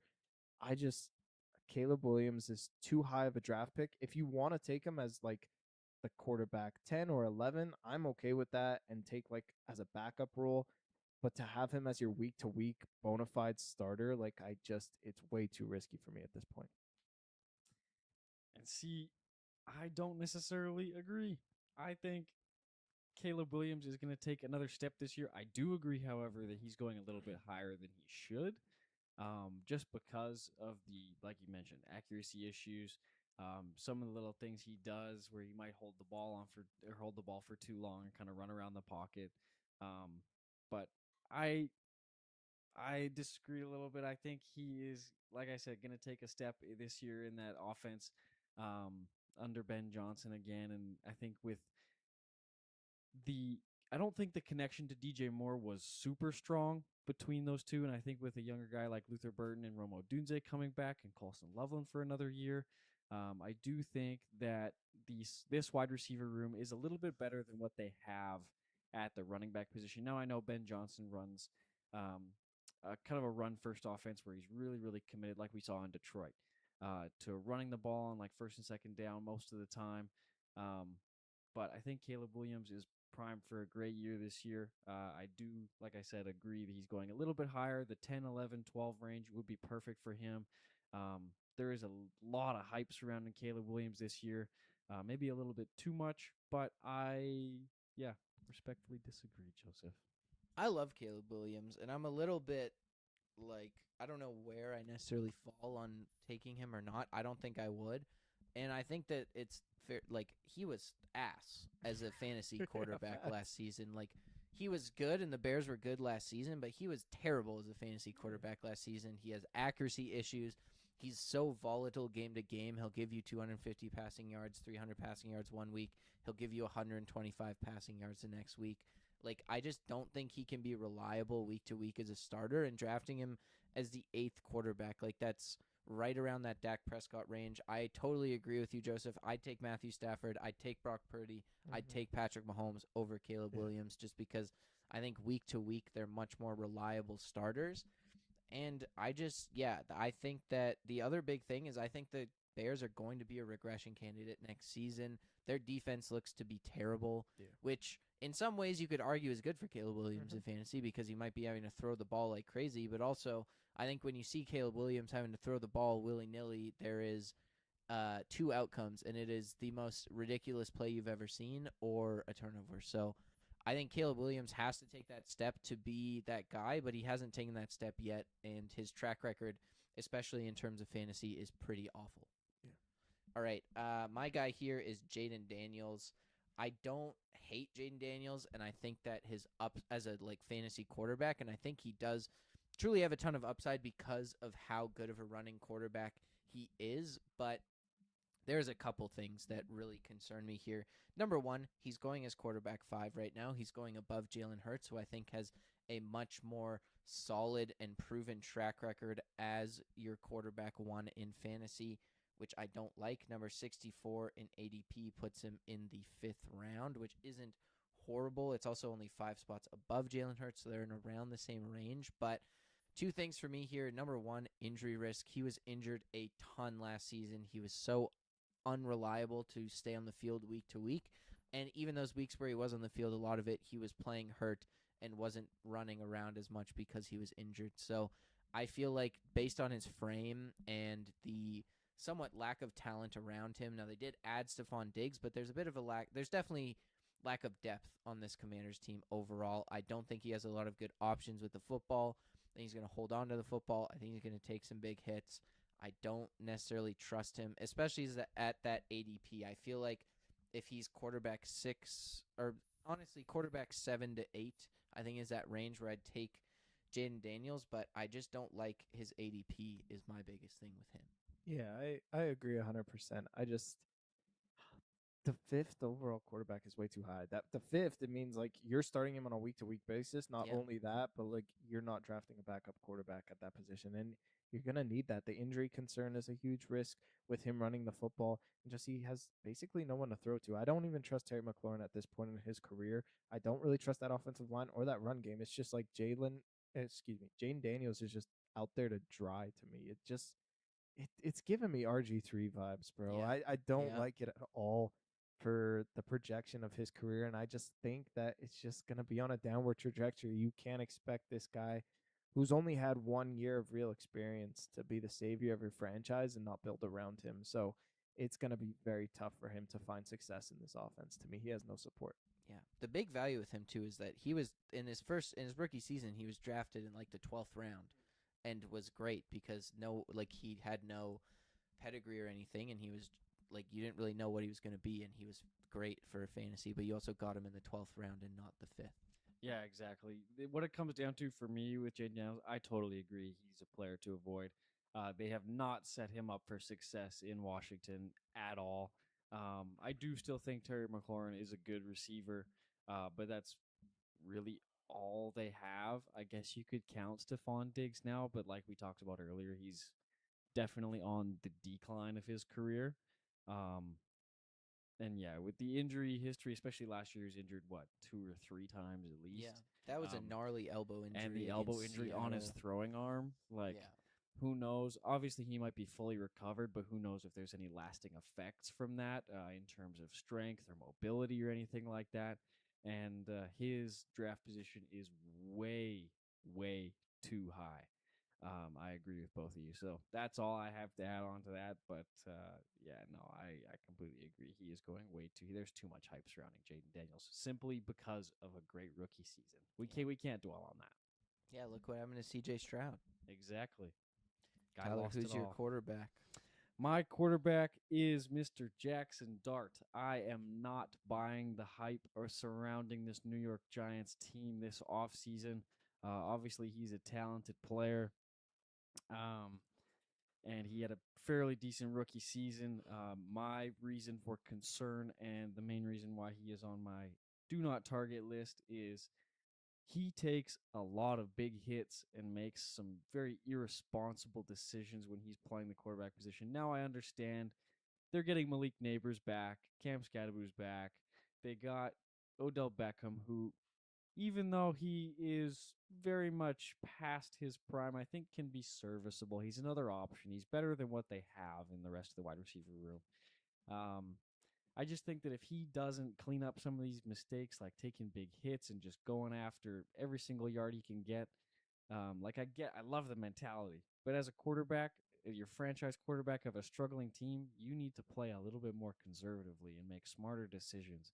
And unless he's learned from that in this offseason, which we'll see, you know what? If I'm wrong, I'd be happy.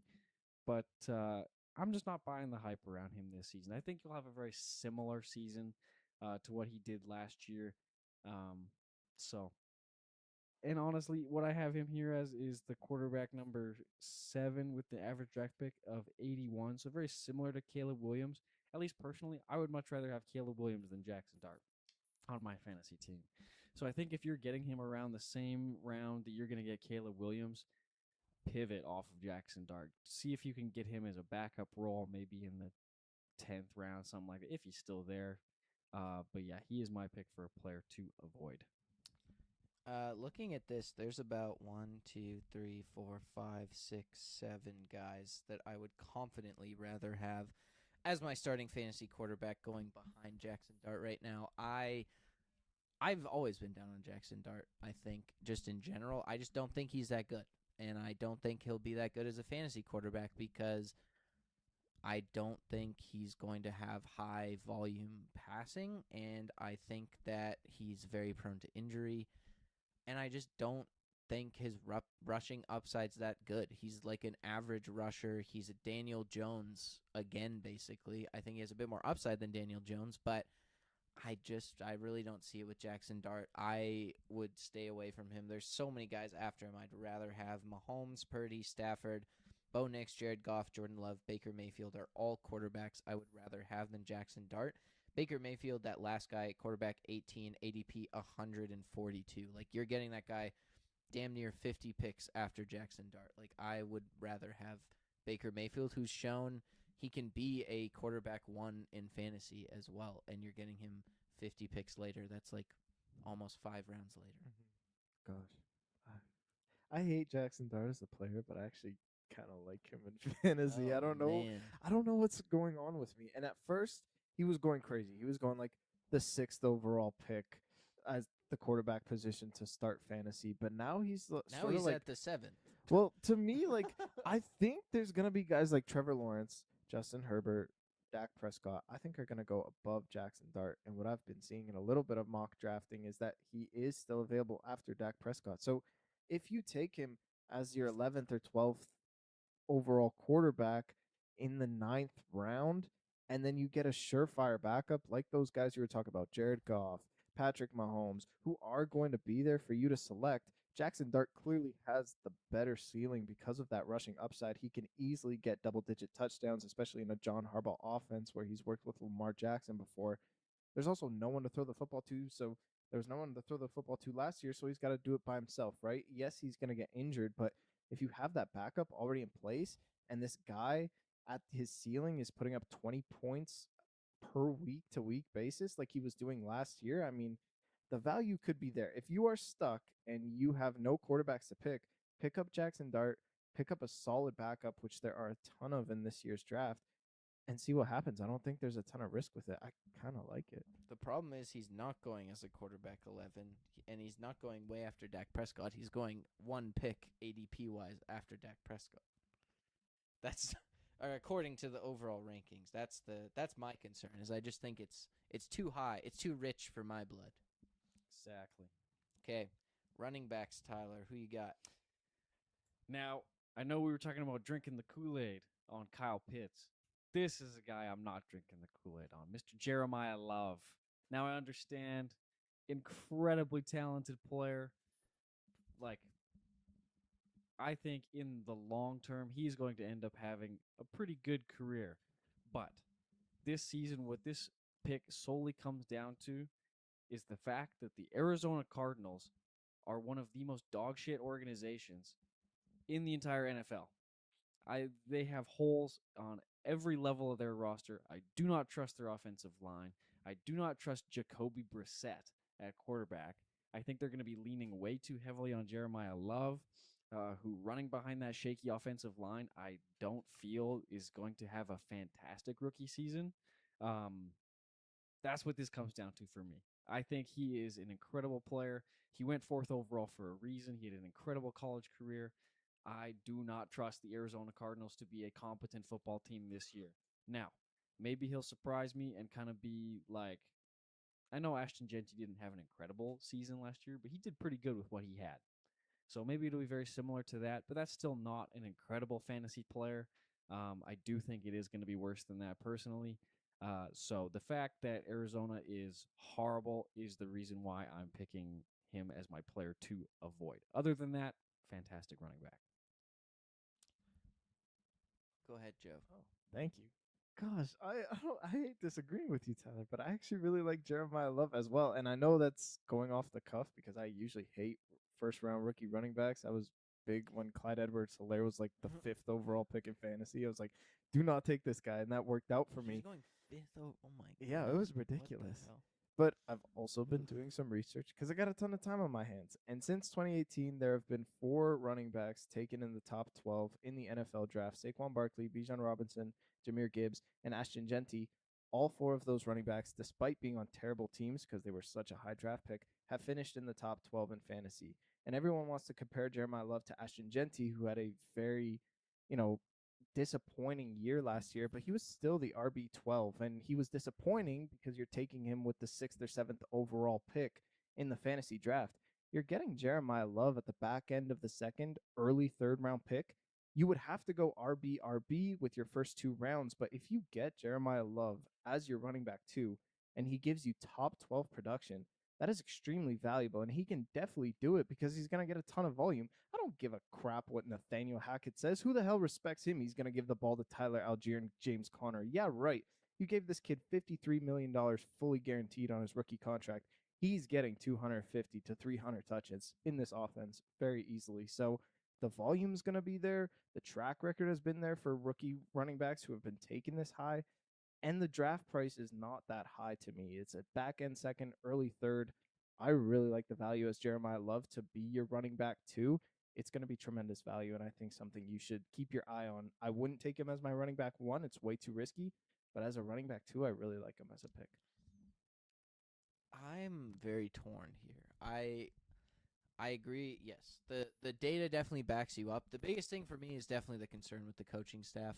I just don't know how much he's going to be utilized in this offense. I think if he gets a big workload, he's definitely worth the pick, but the Cardinals just feel like the type of organization who would just be like, Tyler Algier can have half the carries. Why the hell not? And then was it really worth it to draft Jeremiah Love in the back end of the 2nd round? Probably not, because you're looking at the back end of the 2nd round and you're wanting a guy with RB1 upside. And I feel like Jeremiah Love definitely does have RB1 upside.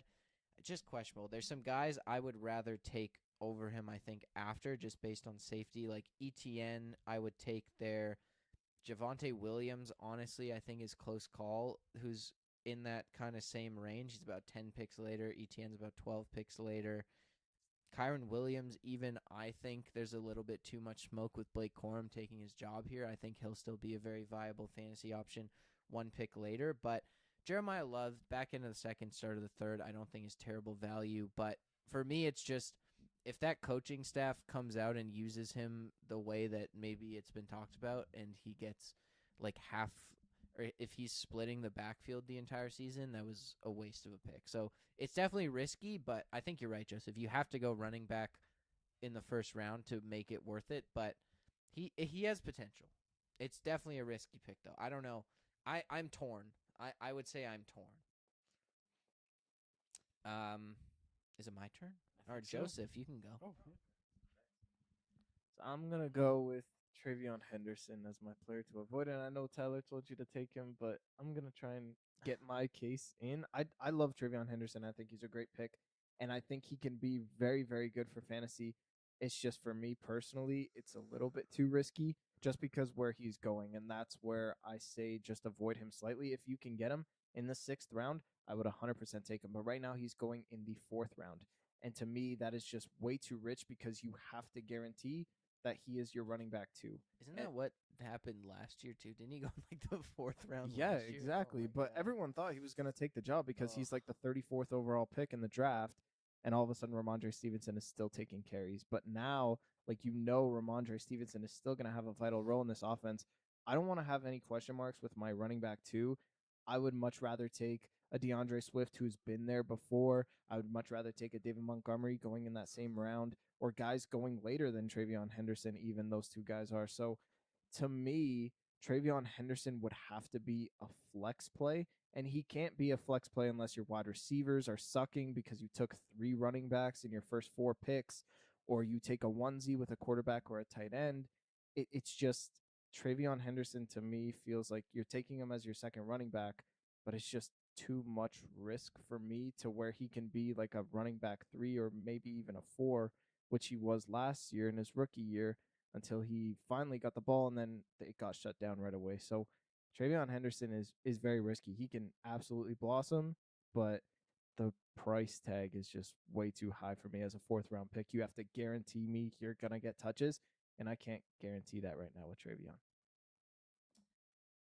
I don't have too much to say about this because I talked about him on my reasons why you should pick him. I understand your concern, Joe, but I think this year is a year where Trayvon's going to take a big step. So I know you said you hate disagreeing with me, but I hate disagreeing with you too. So this one's got me feeling some type of way. I'm a little torn, but yeah, that's all I have to add to that. I talked about him a minute ago. Yeah, that's same. I'm scared, but I don't know. I love Travion Henderson as a player, so it's hard to sometimes it feels hard to stay away. For me, my guy here is R.J. Harvey. He's being drafted as the running back number 26, ADP number 55. I kind of mentioned this already, but the biggest thing I'm avoiding him here is because he's going ahead of J.K. Dobbins, who is going to be the number 1 running back in this offense as long as he stays healthy. And I genuinely think even if J.K. Dobbins gets hurt, Jonah Coleman is going to get more of the touches than R.J. Harvey, or it's going to be a split backfield. Like, I do not see any value in drafting R.J. Harvey. Yes, he might be on the field for some receiving plays for the Broncos on like 3rd downs, but I just think J.K. Dobbins is going to get the large majority of the carries while he's healthy. Obviously, that's a huge risk, but R.J. Harvey was a horrifically inefficient runner last season when he got the ball. He was pretty good in the passing game, but if that's the case, what's going to happen when J.K. Dobbins gets injured is Jonah Coleman's going to get the brunt of the running work, and you're going to have R.J. Harvey as the 3rd down back. I don't think his role is going to increase significantly if J.K. Dobbins gets injured and he's being drafted ahead of J.K. Dobbins. It absolutely blows my mind. Yeah, him being drafted ahead of J.K. Dobbins is a big head scratcher for me. He is not the most prolific runner. I think he has a lot of good receiving upside, but if that's all you have to offer as a fantasy running back is some receiving upside, that's not great. And like you mentioned, if J.K. Dobbins gets hurt, Jonah Coleman is much more of a fantastic runner. Tough guy, good, hard to bring down. I think he's going to get a lot of the brunt work if J.K. Dobbins were to go down. And I think that where R.J. Harvey's being drafted is completely not worth it. There's too much competition in that running back room. He's too inefficient of a runner, more of a receiving back, and I just don't think it fits for a primary running back position if you're looking for him in fantasy. I also just want to point out he's being drafted 26 picks ahead of J.K. Dobbins. It's not like crazy. a pick. It's not like they're interchangeable. It's like 2 rounds ahead of J.K. Dobbins. It's mind-boggling. Yeah, I think a lot of people are taking the hype train of RJ Harvey and giving it a complete halt. I don't see a lot of But people what getting hype excited. train? Yeah, no, what the exactly. hell? Like no one's getting excited for RJ Harvey. So if you have the Parker in your fantasy draft who's going to take him, you thank your lucky stars and just say thank you for wasting your pick on RJ Harvey. He's a waste of a pick. I think people are coming more to the realization of that, and I think he's gonna fall to like the double-digit rounds. I hope so. Like, Yeah. I don't see it. It is. I saw that in the. Well, I think we're all using Fantasy Pros for the ADP Yeah. and stuff, and it's Mhm. like, how the hell is that possible? Yeah. Okay, that's it for running backs. Wide receivers here. Joseph, why don't you kick us off? Okay, I got Rashee Rice, and I am boggled. My mind is boggled. Like wide receiver 11th, ADP 34. I see him going up, trending upwards because he's hitting the training camp fields. He's going to back end of the Good second, Lord. early third. It's just like why?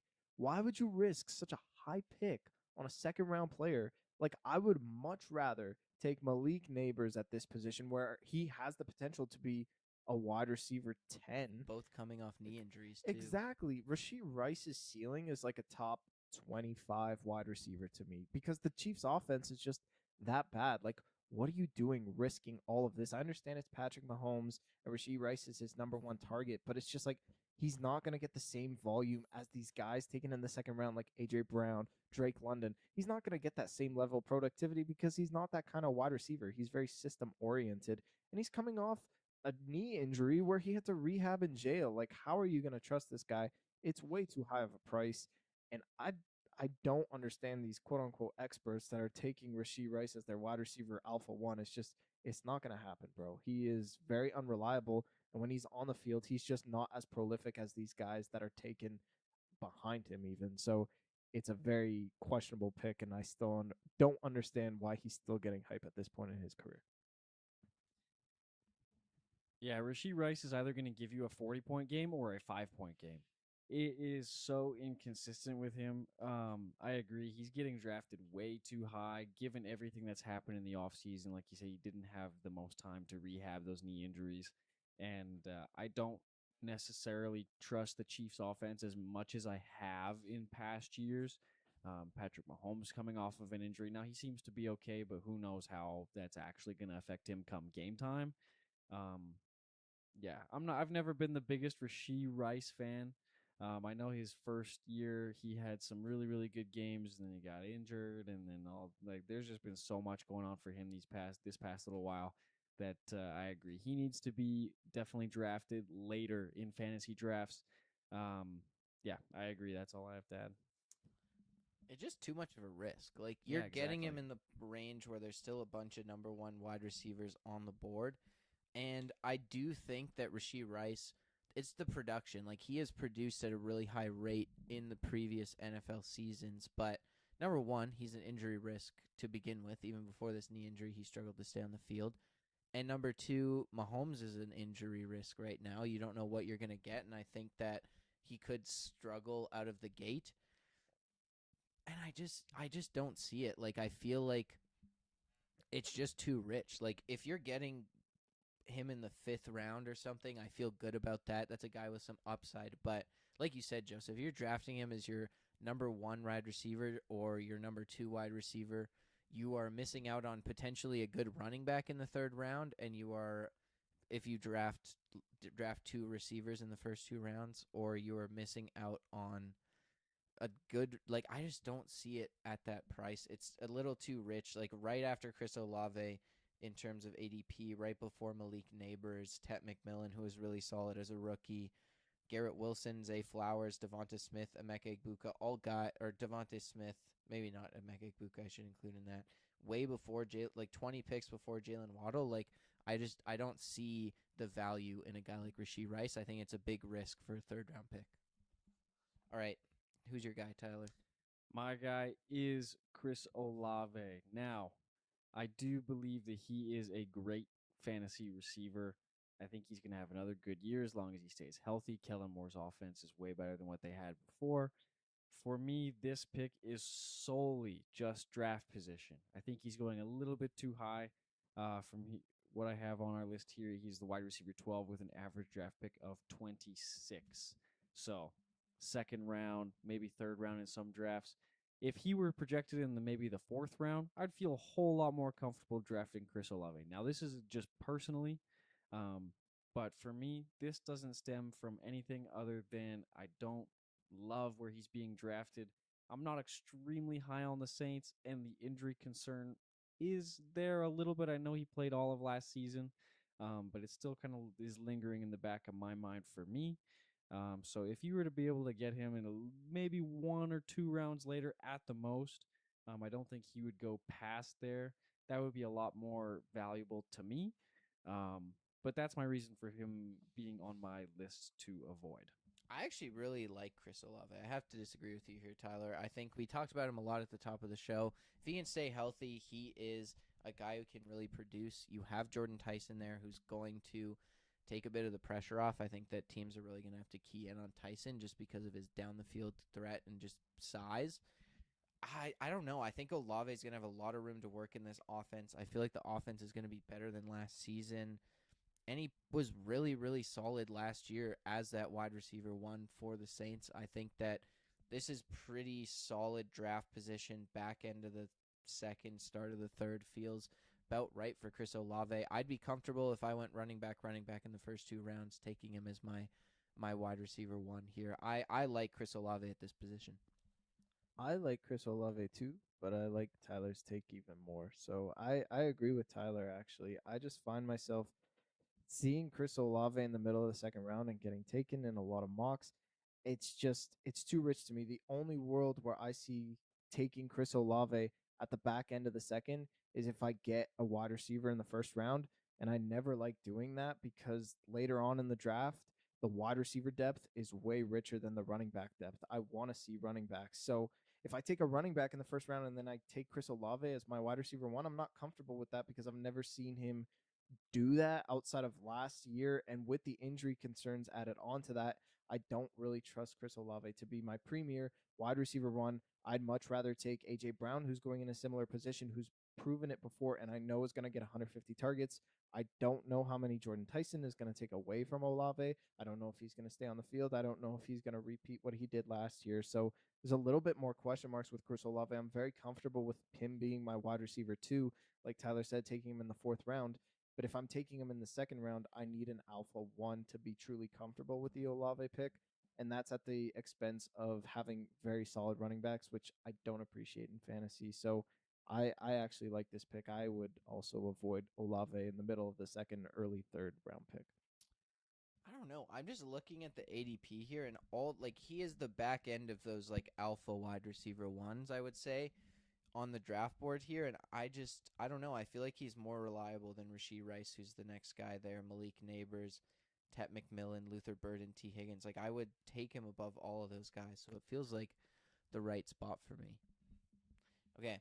My pick here is T. Higgins. He is currently ADP 40, wide receiver number 14, and I just don't get this at all. I think that a huge mistake in fantasy is drafting wide receiver twos really, really early because their ceiling is capped, especially when your wide receiver two, this wide receiver two is wide receiver two to arguably the best wide receiver in football. Jamar Chase is automatically going to get the most volume on this team, the most yards, the most catches, the most touchdowns. It's going to be Jamar Chase. T. Higgins is the number 2. He also is a bit of an injury risk. Wide receiver 40, there's guys I would much rather take. He's ahead of Garrett Wilson. He's ahead of Zay Flowers. He's ahead of Devonta Smith. He's ahead of Jalen Waddle. Like, those are all guys who project to be number 1 wide receivers on their team. T. Higgins is never going to be the number 1 wide receiver on this team. And I just don't think the Bengals' track record is good enough to think they can support 2 number 1 wide receivers at this point. Like, I don't like how high T. Higgins is going here.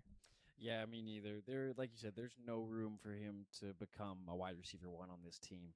And given the last couple of years with Joe Burrow having some recurring injury problems, whether it's what did he do last year? Turf toe, I think. Something like that kept him out for like what was it, like 9 games or something like that. I don't love the Bengals organization as a whole. I know when Joe Burrow is on the field, he's incredibly productive and gets the ball to both of his guys. But there is no world where T. Higgins is going to outshine Jamar Chase. His ceiling is capped heavily, and I agree. He's going a little bit too high for me at the average draft pick of number 40. I think if he were maybe in the 50s, 60s, high 60s, that would be a lot more comfortable for me, but I completely agree, Evan.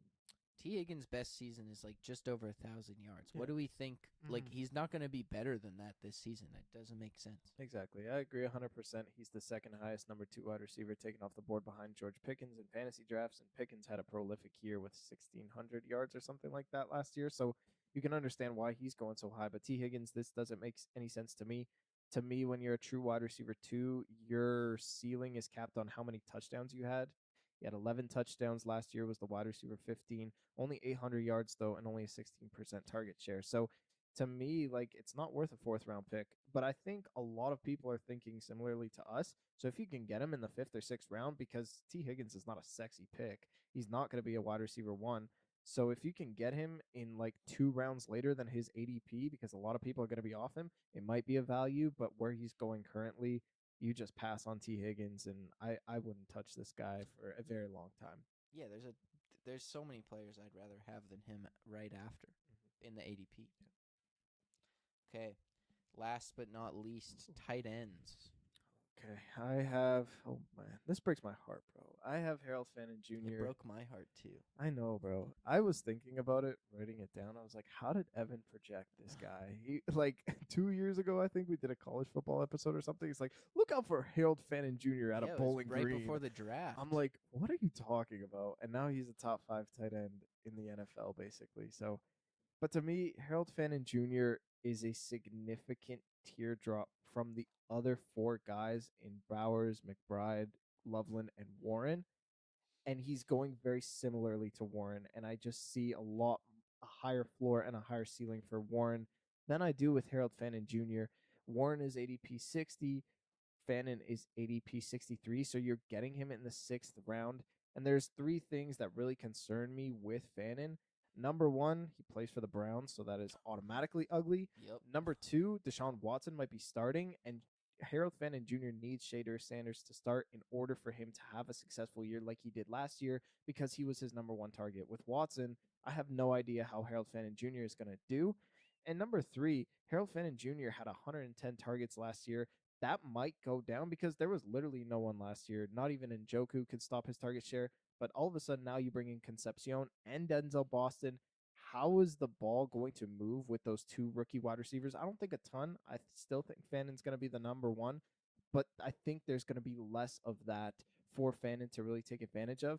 And I would much rather have Sam Laporta in the 10th than I would Harold Fannin Jr. in the 6th or 7th round. Yeah. And that's where the value is to me, because you're talking about 4 rounds, and I think Harold Fannin is going to score, like 20 more fantasy points to Sam Laporta. That is a huge difference to me, and I would much rather have that value 4 rounds later. If I don't get those first top 4 guys, I am waiting till the double-digit rounds to get a tight end.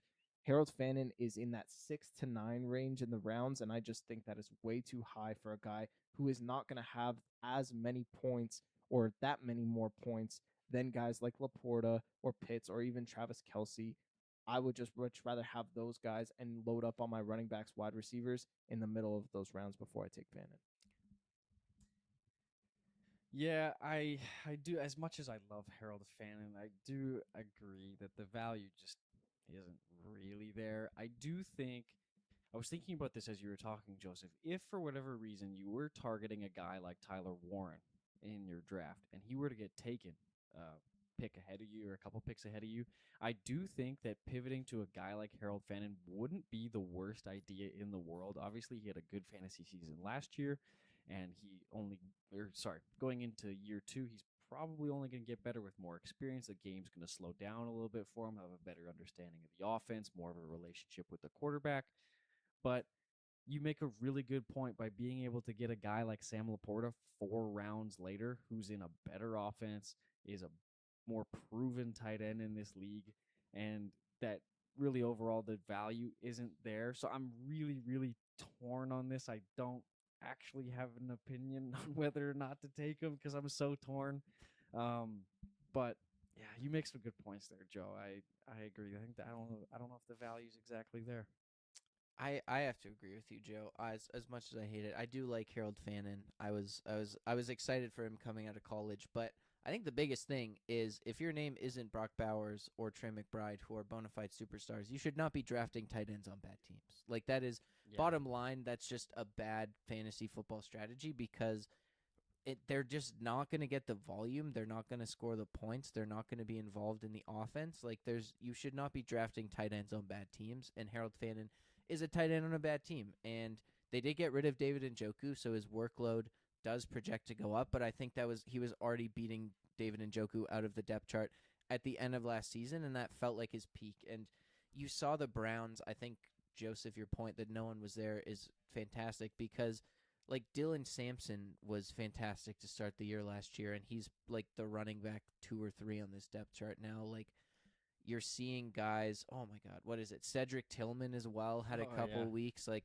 it was just random guys going off because there was no one there in Cleveland. And not only is there more people there because they bring in 2 rookie wide receivers in the first 2 rounds, the quarterback situation's up in the air. You also get rid of Kevin Stefanski, who was an offensive coach, for Todd Monken, who I guess is an offensive coach, but just doesn't feel like the offensive mastermind that Kevin Stefanski was in some ways. So I don't know. I don't see it with Harold Fannin this year. I think there's guys after that I'd much rather take, like a Tucker Kraft, like a Sam Laporta, like a Dalton Kincaid. Even Isaiah Likely, I think, projects to have more opportunity in New York. So I agree with you, Joseph. It feels really high for Harold Fannin, who I think is a risky pick overall, just being who he is, and then also he's on a terrible team.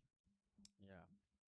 Who's your guy, Tyler? My guy is Mr. Hunter Henry. Now I understand that he is listed as the tight end 13 with an average draft pick of 106. So you are able to get him in a later round where the value is a lot better.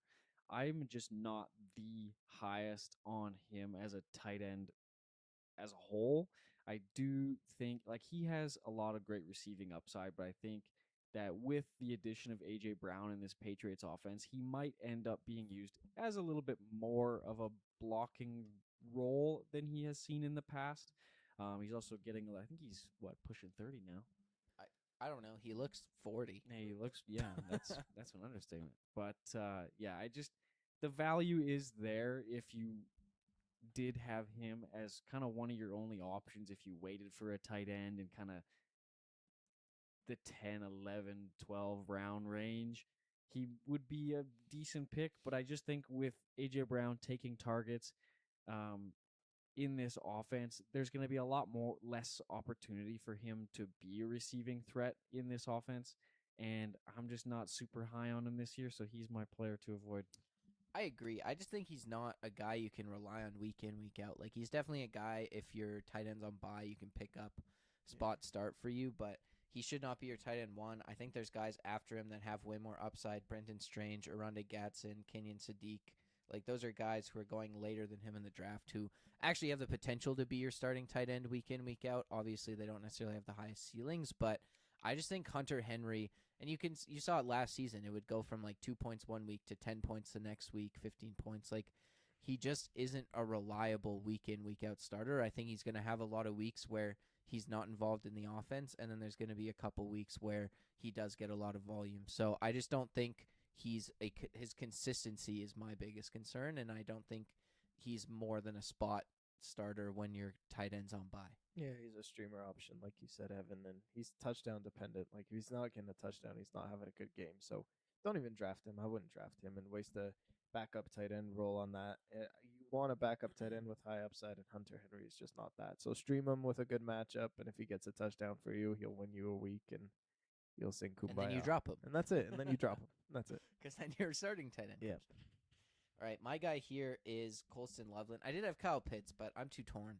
Colston Loveland as tight end 3 is Your insane. Michigan boy? That's I know, crazy. man. I know. And that's why I didn't want to pick him. And I was like jumping between the two of them when we were making it, but I decided it's just ridiculous. And to be fair, I just want to say he is tight end 3, but he's going in like the 4th round or the 5th round here, start of the 5th round. So it's not ridiculous. You're not having to draft him in the 2nd round or anything like that, like you are with a Trey McBride. But it's so much projection that drafting him as the 3rd tight end just feels like a stretch. Like, Tyler Warren had a great season last year, is proven, is going 12 picks later than Colston Loveland.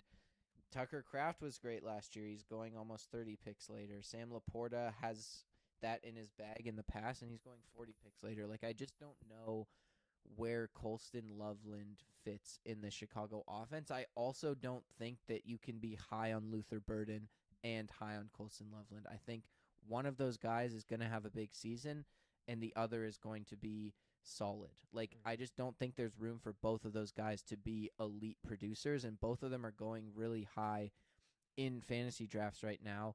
Colston Loveland, I would say more than Luther Burden, although I think Luther Burden's ADP is higher, but in terms of value, Colston Loveland is going higher, and I just don't see it. Like, there's guys who I just think are more reliable after, like a Tyler Warren, like a Tucker Kraft, Sam Laporta, Dalton Kincaid even. I don't see it with Colston Loveland. Like, he was not very involved in the Bears offense last season. I'm sure that will increase because they did draft him in the first round, but he's still competing with shares at the tight end position, even with Cole Kmet, and Luther Burden is primed to take a role as well. You have Romo Dunze there. I just think it's way too risky to be tight end 3.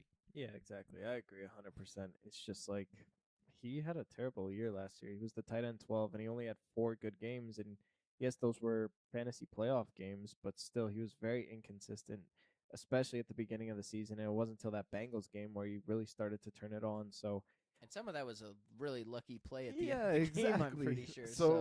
So it's all based on projection, and you're just assuming that Colson Loveland's gonna take the number 1 target share, but we don't know that. He was just on a heater at the end of the year, and all of a sudden that makes him worthy of being the alpha 1. Like Rome might be that, Luther Burden might be that. We have no idea. So I think all these projections on these Bears players, it's way too scary for me. All wait of and these, see, man. Wait yeah. and see.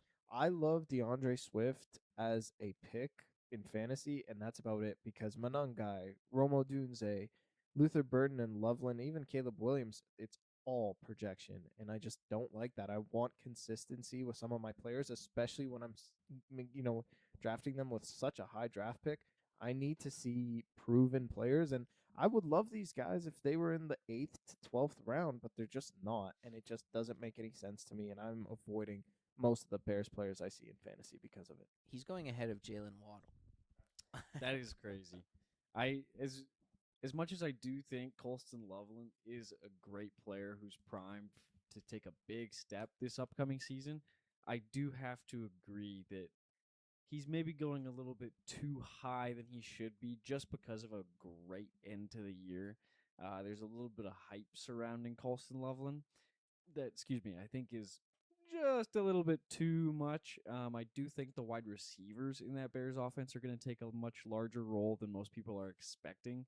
Um, so yeah, I don't have too much else to add. Colson, like, he's a great player. I think if you can get him in a later round, it makes total sense. But him being the tight end 3, just that's a little too much for me.